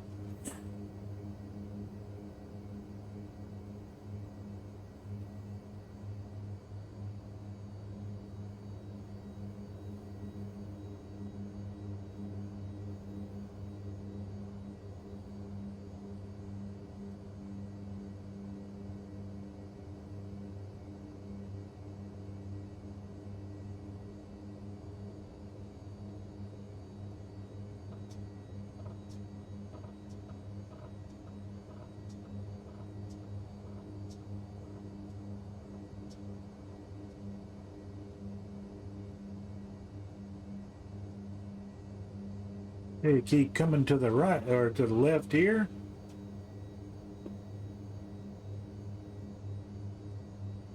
Airport's behind our strut. You can't really see it. I'm just having to guess where it's at. Bit more left rudder here.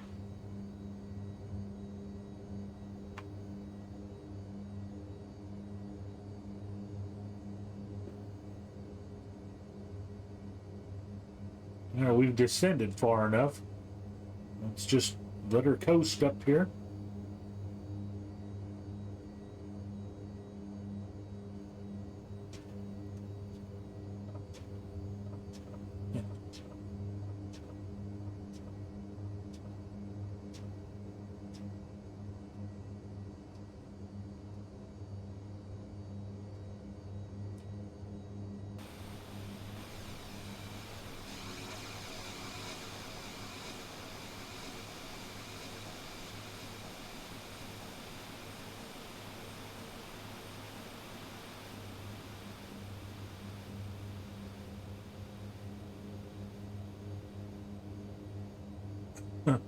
Oh no, Kapustik. That's terrible. I'm just tickled my sound has lasted. I haven't had a nasty old CTD in quite a while. When it used to happen, it would happen hard. Now the big hesitations and server disappearages, I still get those. But at least I'm spared the full CTDs that I used to get. Okay, there's lined up with the runway. Start pulling the power back. Keep the nose up.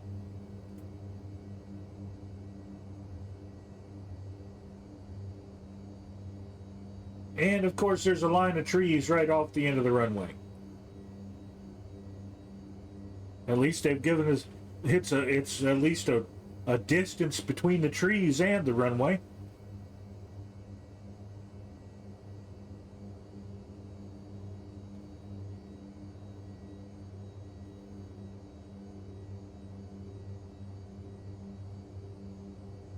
There's right at 90 knots.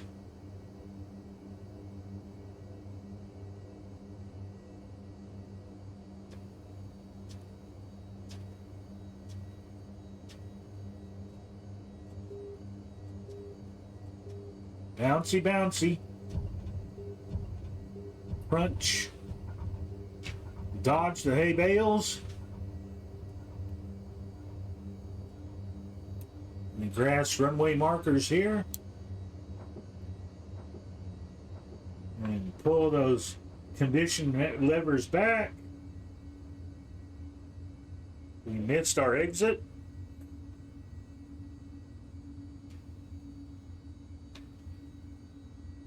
Looks like we're going to have to cut across the grass.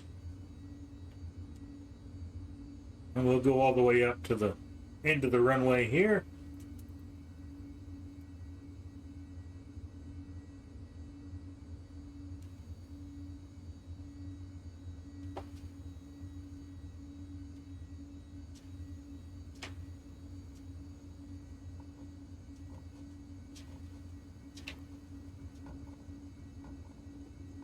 And some taxi power back in. Let's go deliver our passengers.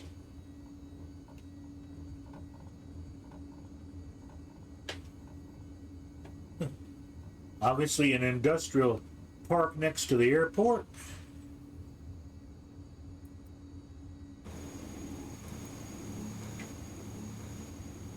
Stay on the paved stuff, please.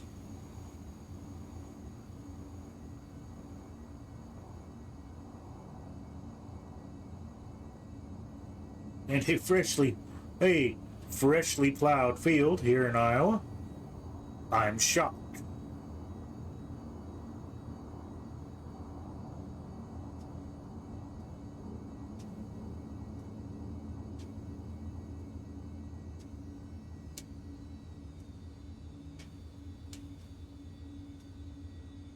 And Colonel Fork has found us again.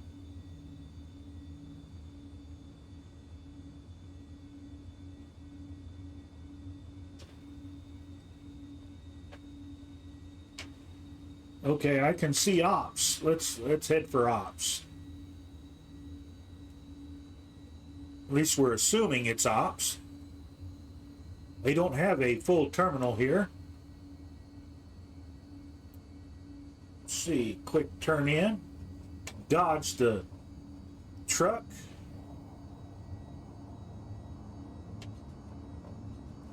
Well, I've got plenty of fuel.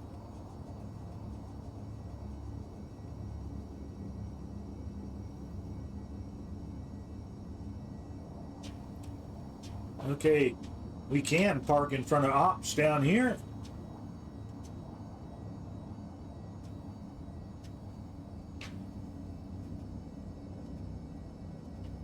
Do a quick count, set the brakes, let our passengers out, and put the new ones on board. Everybody keep track of your luggage.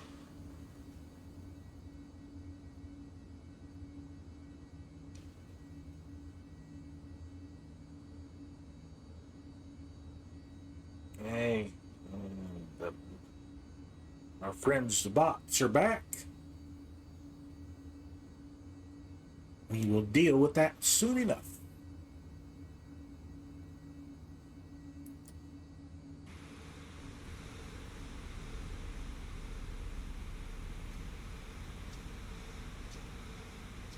This must be ops. They've got the satellite dishes.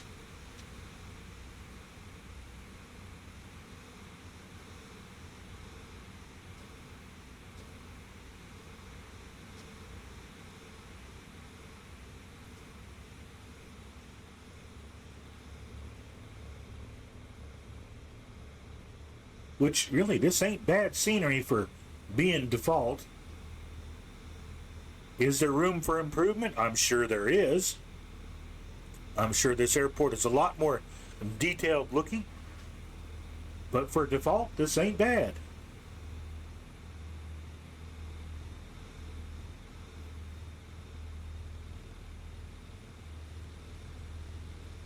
Give them a couple more seconds to get that luggage aboard. Hope nobody has one of those 10-piece luggage sets. The kind of people we expect to carry around on these passenger trips. If you have a carry-on luggage, you're ahead of the game.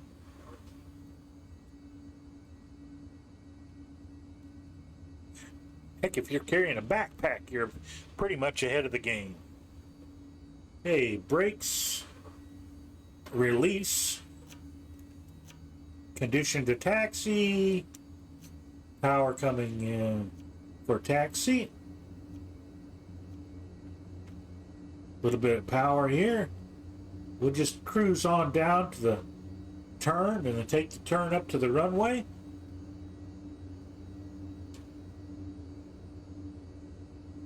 Keep mindful of our speed, ground speed, and tap the brakes.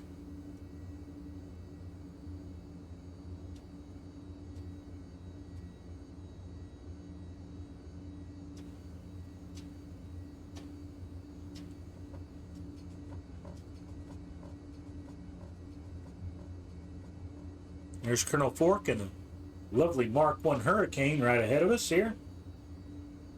We'll hold short.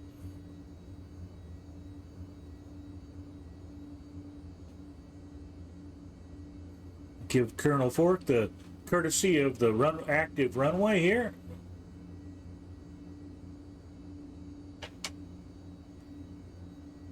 Hold those toe brakes.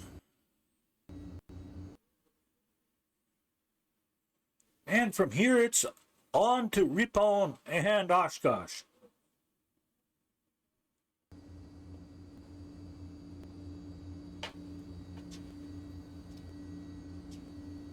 And Colonel Fork's running down the runway. Release our brakes so that we start to roll forward.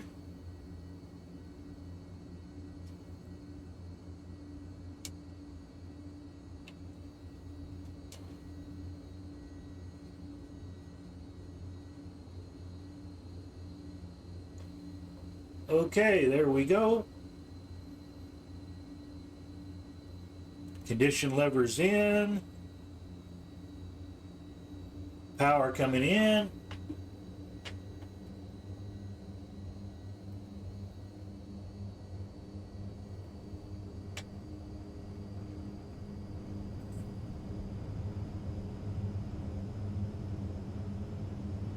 $80 knots. 90. And up we go.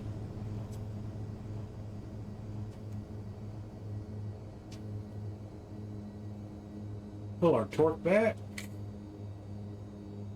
Start our climb and our turn. We're turning out to the right so that we're coming onto course.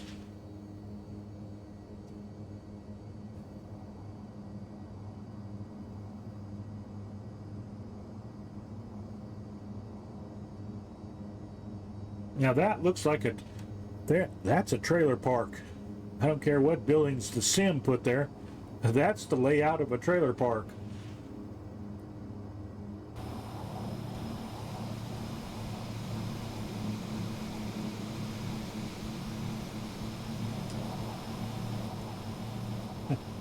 Okay, amusement over. Let's get on with our trip to Oshkosh.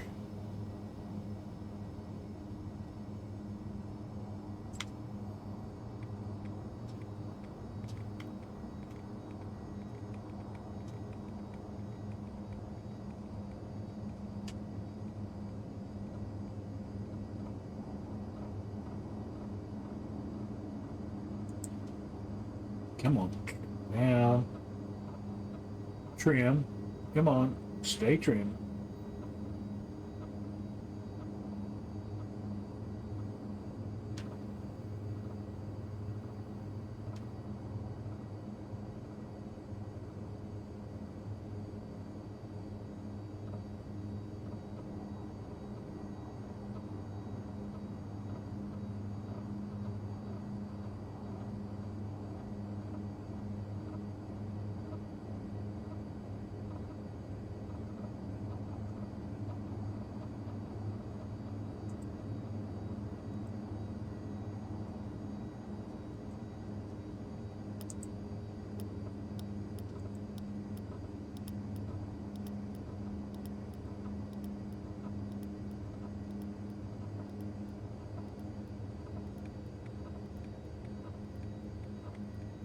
Put us back on course here,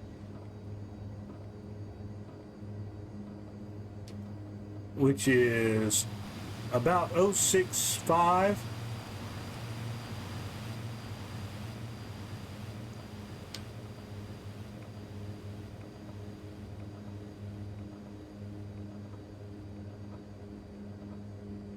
Set our torque for 40 again.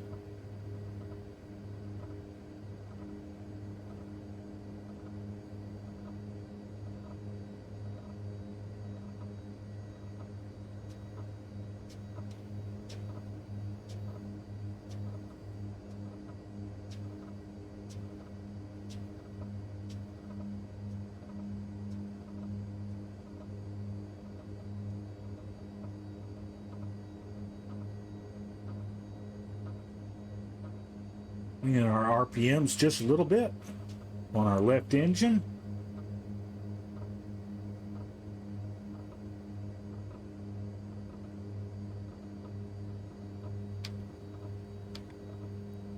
All right, straight on to morning here.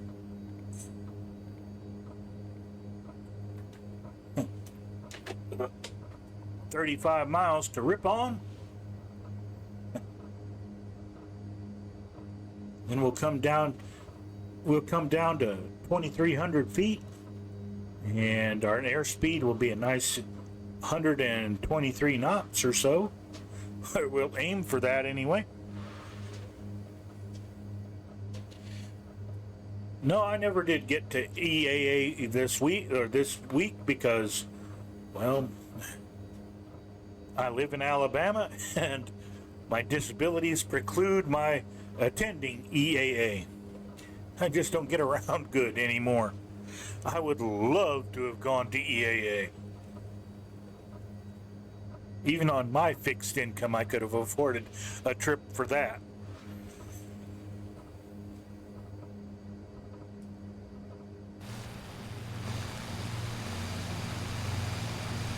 Look how beautiful that hurricane is out there.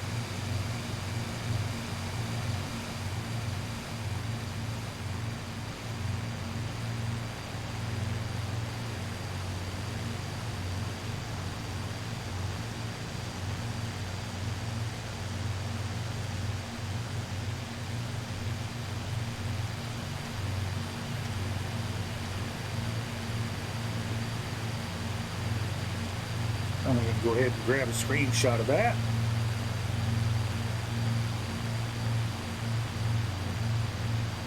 The Pustik is coming up fairly quickly in the Corsair.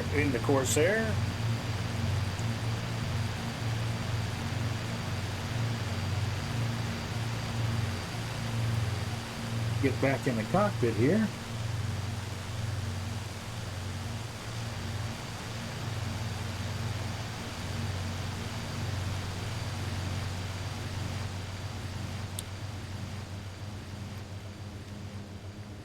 Okay, we want to look for the, we're 28 miles out from Ripon.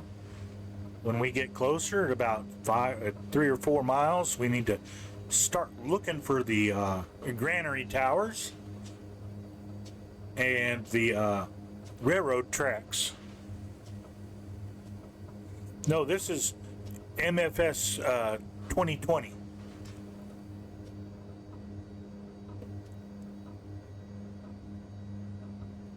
We're flying in. We left Chicago about an hour ago. We flew up to Dubuque, Iowa, and then from Dubuque, Iowa, we went up to Baraboo, Wisconsin, picked up some passengers, and now we're carrying them on up to Oshkosh. Even though all the festivities are over, we're still going to carry them up there. Like I said, maybe we're taking a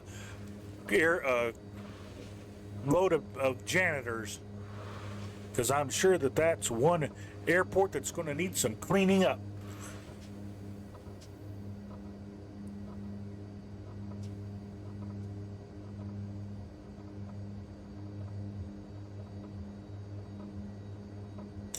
It's not only easy to take the Fisk arrival through Ripon, it's fun. I've actually come in second place at a virtual fly-in we did here. We had a precision ATC guided approach onto the dots at Oshkosh, and then we were being judged on how close we landed to the dot. I was lucky. I actually put my aircraft down right on the dot about four times, 5 times maybe, out of as many times as we could do it in the fella during about the hour and a half. We land on the dot, taxi back around, and take off, fly down to Green Lake, and do it all over again. Okay, 21 miles. Let's see, can we see Green Lake yet? Yeah, because this is Puckaway Lake right ahead of us. And then Green Lake's on the far side. Now this is Puckaway Lake. And up here is Puckaway, and here's Green Lake.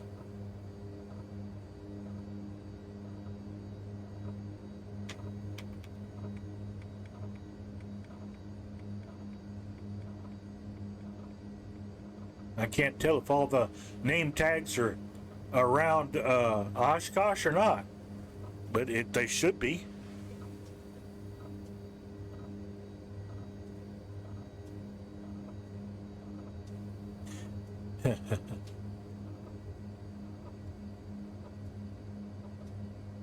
It's nice to see a representation of aircraft around Osh. We've got Barons, Hercules, somebody's in an F-22, see an F-18 labeled in there, a couple of, there's an L-39.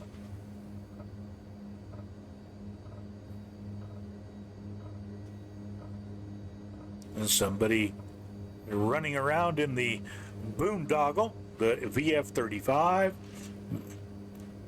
I hope the airplane turns out to be decent enough. Getting it made was certainly a boondoggle.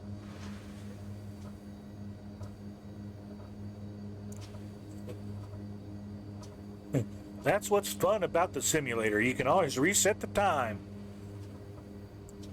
Let's see. Where's my clock at? Can't tell if this one's got an internal clock or not. If it doesn't, we'll always look up here. Okay, we're at 1852 local. That's 2352 Zulu time. And this will put us in right at a dusk approach and landing. Like I said, we're bringing in the cleanup crew. But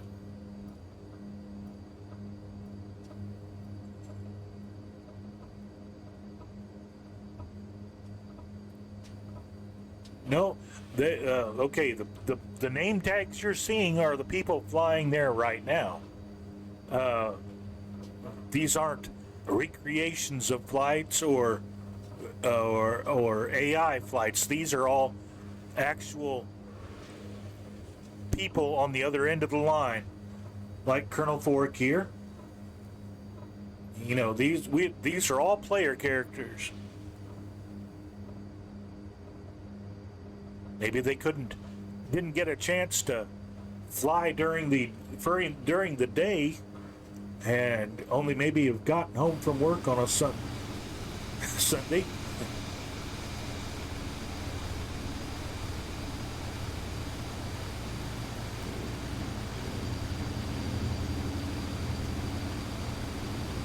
There's Kapustik in the Corsair again with the checkerboard.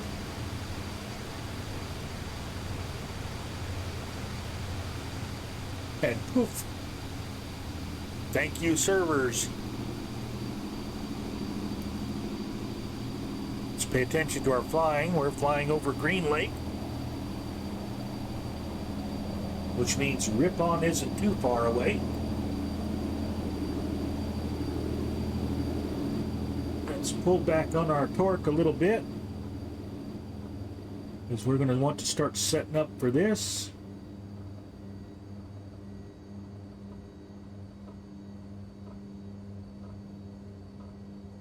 Let's try 30.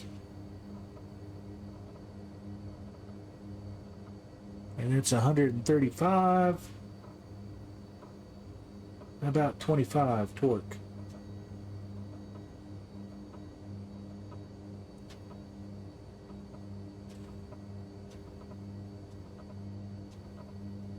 See where that puts us. Yep, that should be Green Lake right under us right now. Yes, that is.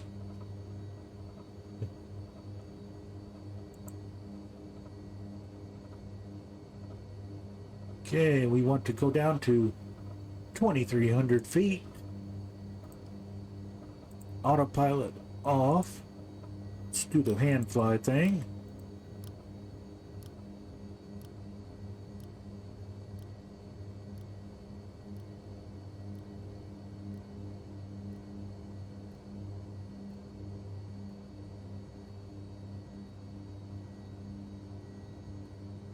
Okay, we can see the town of Ripon, which is just ahead of us, which is where our waypoint is.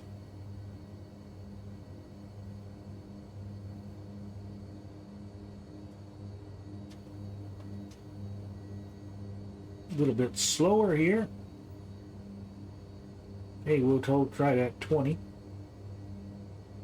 on our torque. We've got a ways to come down.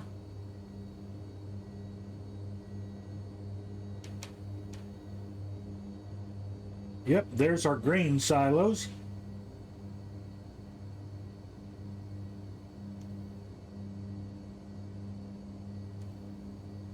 So we need to get down to 2,300 feet here.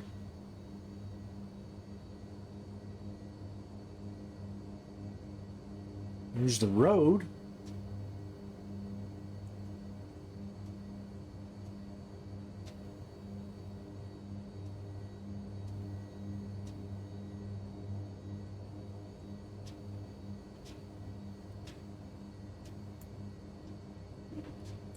Darn that thing.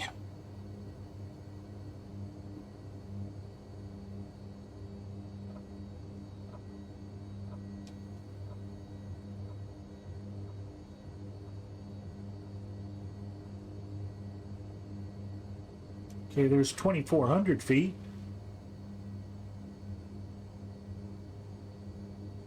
Ah, there's the railroad tracks.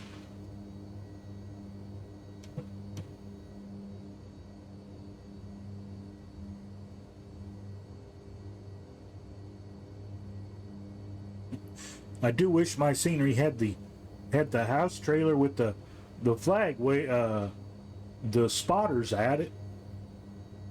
There's 2,200 feet. That's too low. I'm back up. And we're a bit too fast anyway. Slow down some more.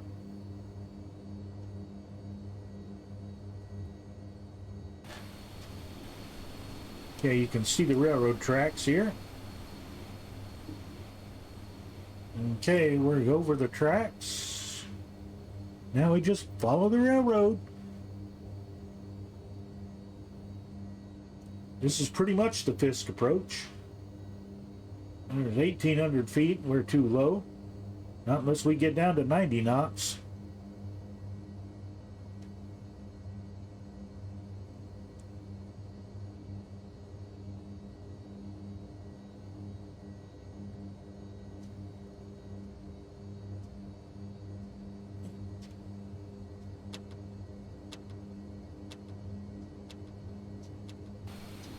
Give ourselves one notch of flaps here.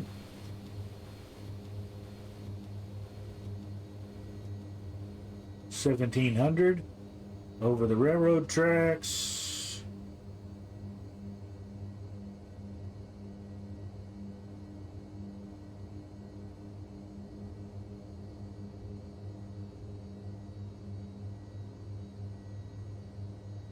There's 100 knots. Bring some power back in.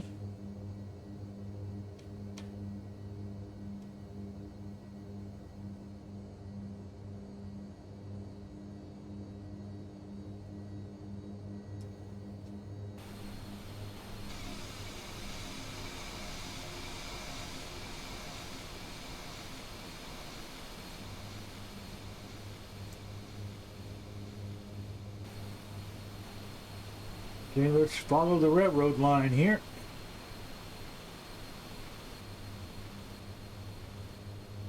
And from Ripon, it's right to Fisk.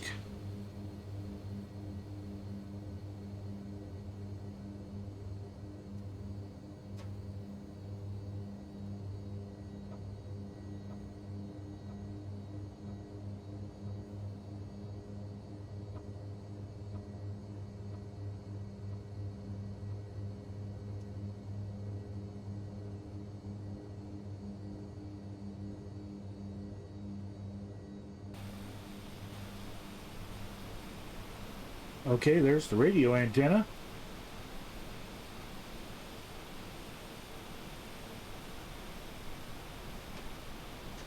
Oh, that's the cell tower.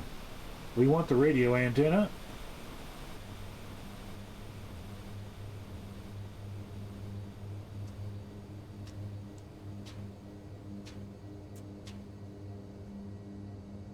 Stay on the tracks.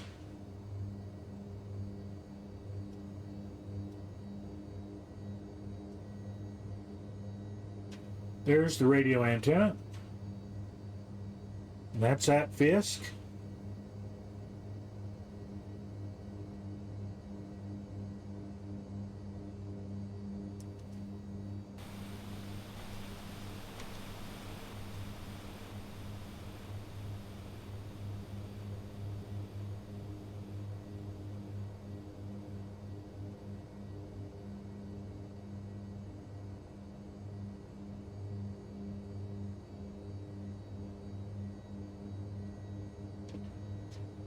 Okay, we'll be turning right at the up here, and we'll be headed over toward those radio antennas. There's Fisk Avenue.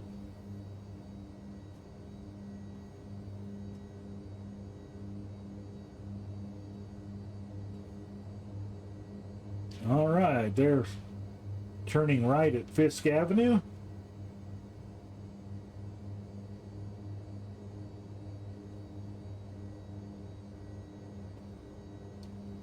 And of course, Colonel Fork and Kapustik are coming on through the Warbird Island approach, as is proper.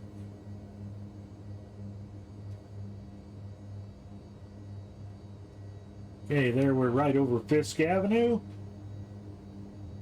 We passed those radio antennas. I can see the tower.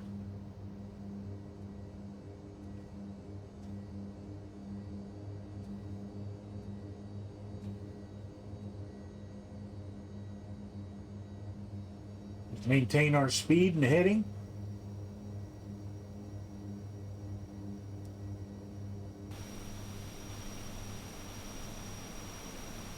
Try to stay well out of the power lines.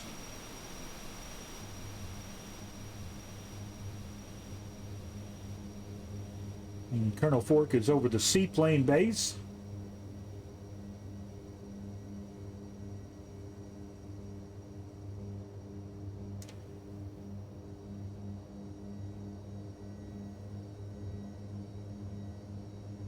Start a gradual descent here.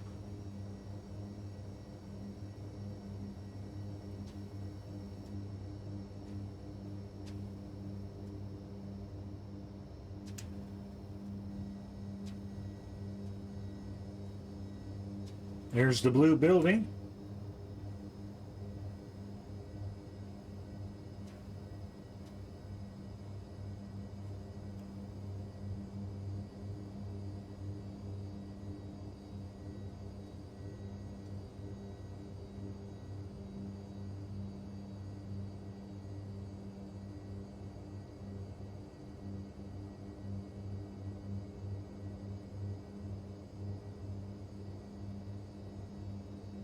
Okay, watch our airspeed. We're right at 100 knots.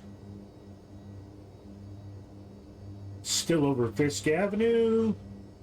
And starting our turn now. And our turn to final.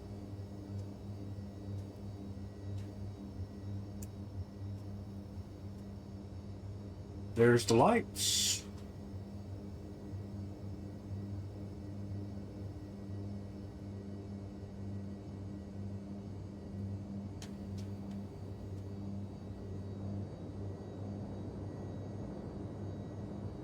Hey, we are way high.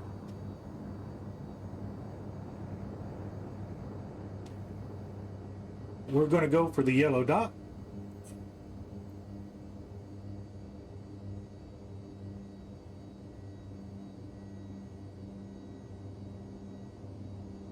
And, of course, we're going to get a huge stutter on final.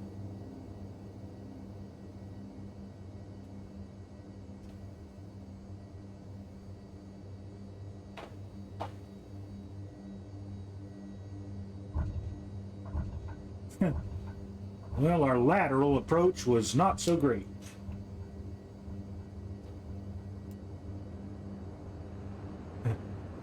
Distance was pretty good, but laterally it was not so good.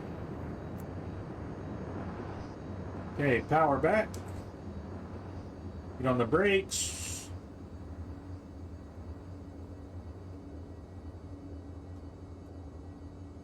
Take the turn.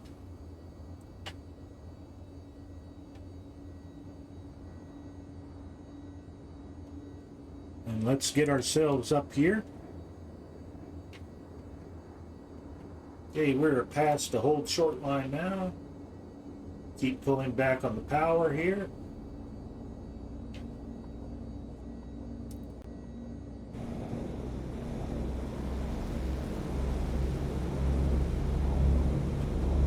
Lots of folks.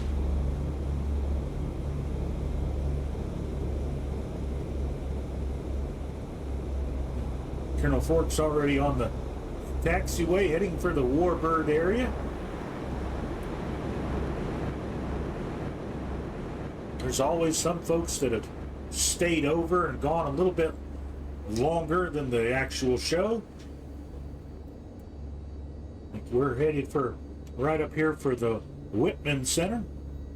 And we're going to get rid of, pull out, let all of our janitors out.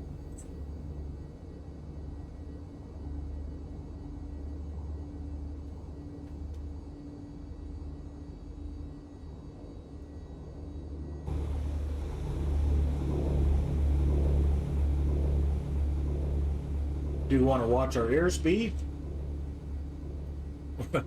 or ground speed in this case.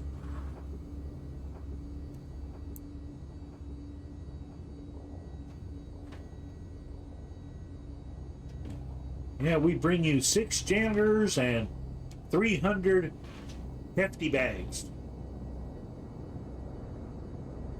Across the runway.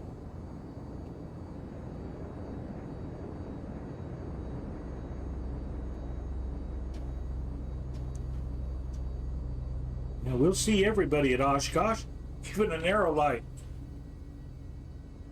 Brakes, it's a turn.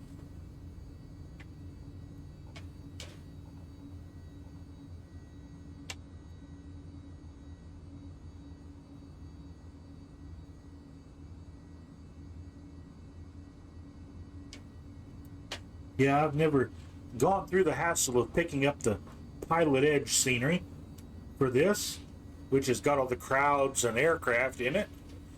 This was a FlightSim.to scenery, and it's got the dots and all the airfield normal stuff. So that's been good enough for me. Brakes set. All right.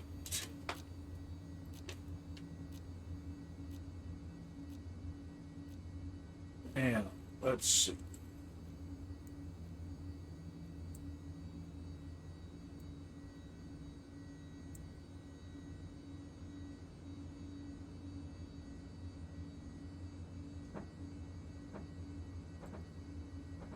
Fuel off.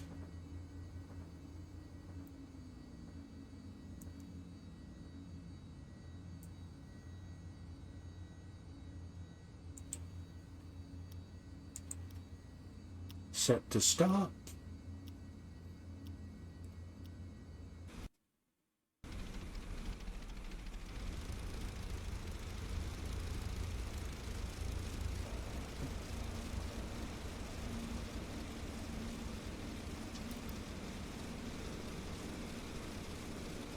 That's a great lineup, folks.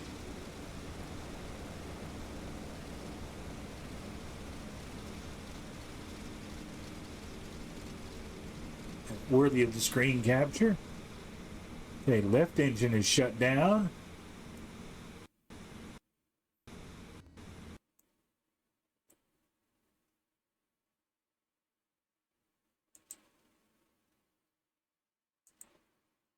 Right engine to stop.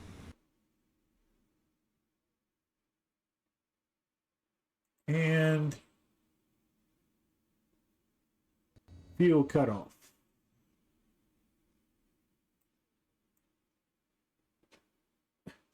That's a nice sight to look out the window and see, especially if you're driving a truck.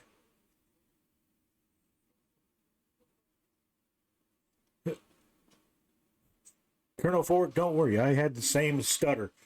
Whenever I turned to final, it's like, oh, now we're going to freeze and really mess you up.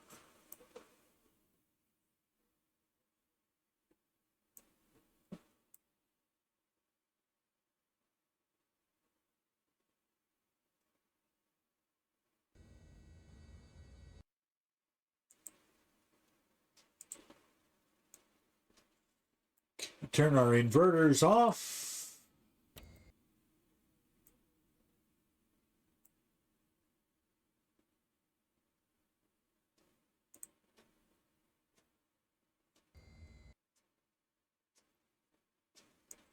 No. Batteries off.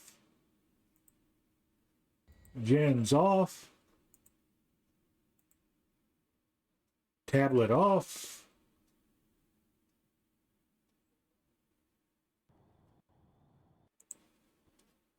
Lights off.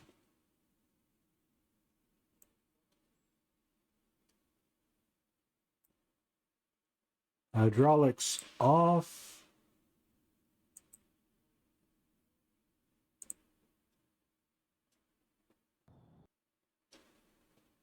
Fuel pumps off.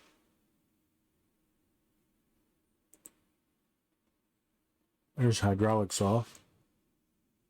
And pitot heat off. All cold and dark.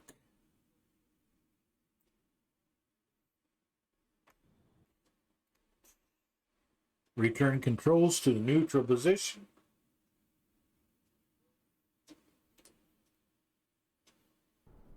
And now, welcome to Whitman Regional Airport, also known as Oshkosh.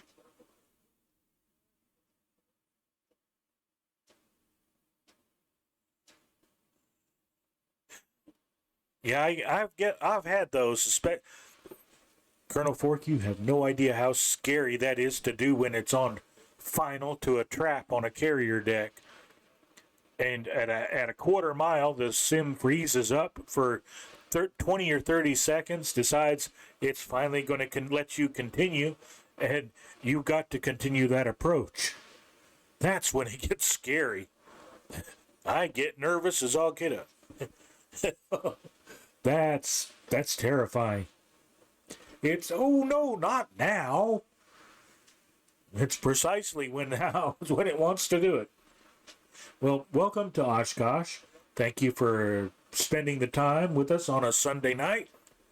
And we're sorry that we didn't get to show you the full show, but take our word for it. There were a lot of people up here this week. We're going to be seeing videos of this for the next 6 months, at least. Next year, actually. Until Oshkosh 25 comes in. And then we'll get a new batch. In the meantime, I'm going to reach over here and push some buttons, and we're going to wish everybody a good night and a clear skies, and I wish that everybody keeps the shiny side up and the dirty side down, and that's pretty much it. It's been an hour or 2.5 hours, which we've gone a little bit over, but for an Oshkosh trip, it's worth it. And especially to get to fly the Fisk. Maybe not a perfect flight of the Fisk, but as it's practice. It's easier in a Bonanza. It's easier in a Piper Cherokee. This is the first time I've ever tried this in a Skyvan, and it's still fun. Well, I just want to, let's see if I can reach over here and do that. And we're going to wish everybody a good night and wish everybody a peaceful weekend, and just be careful, folks, and thanks for spending the time with us here. I appreciate it.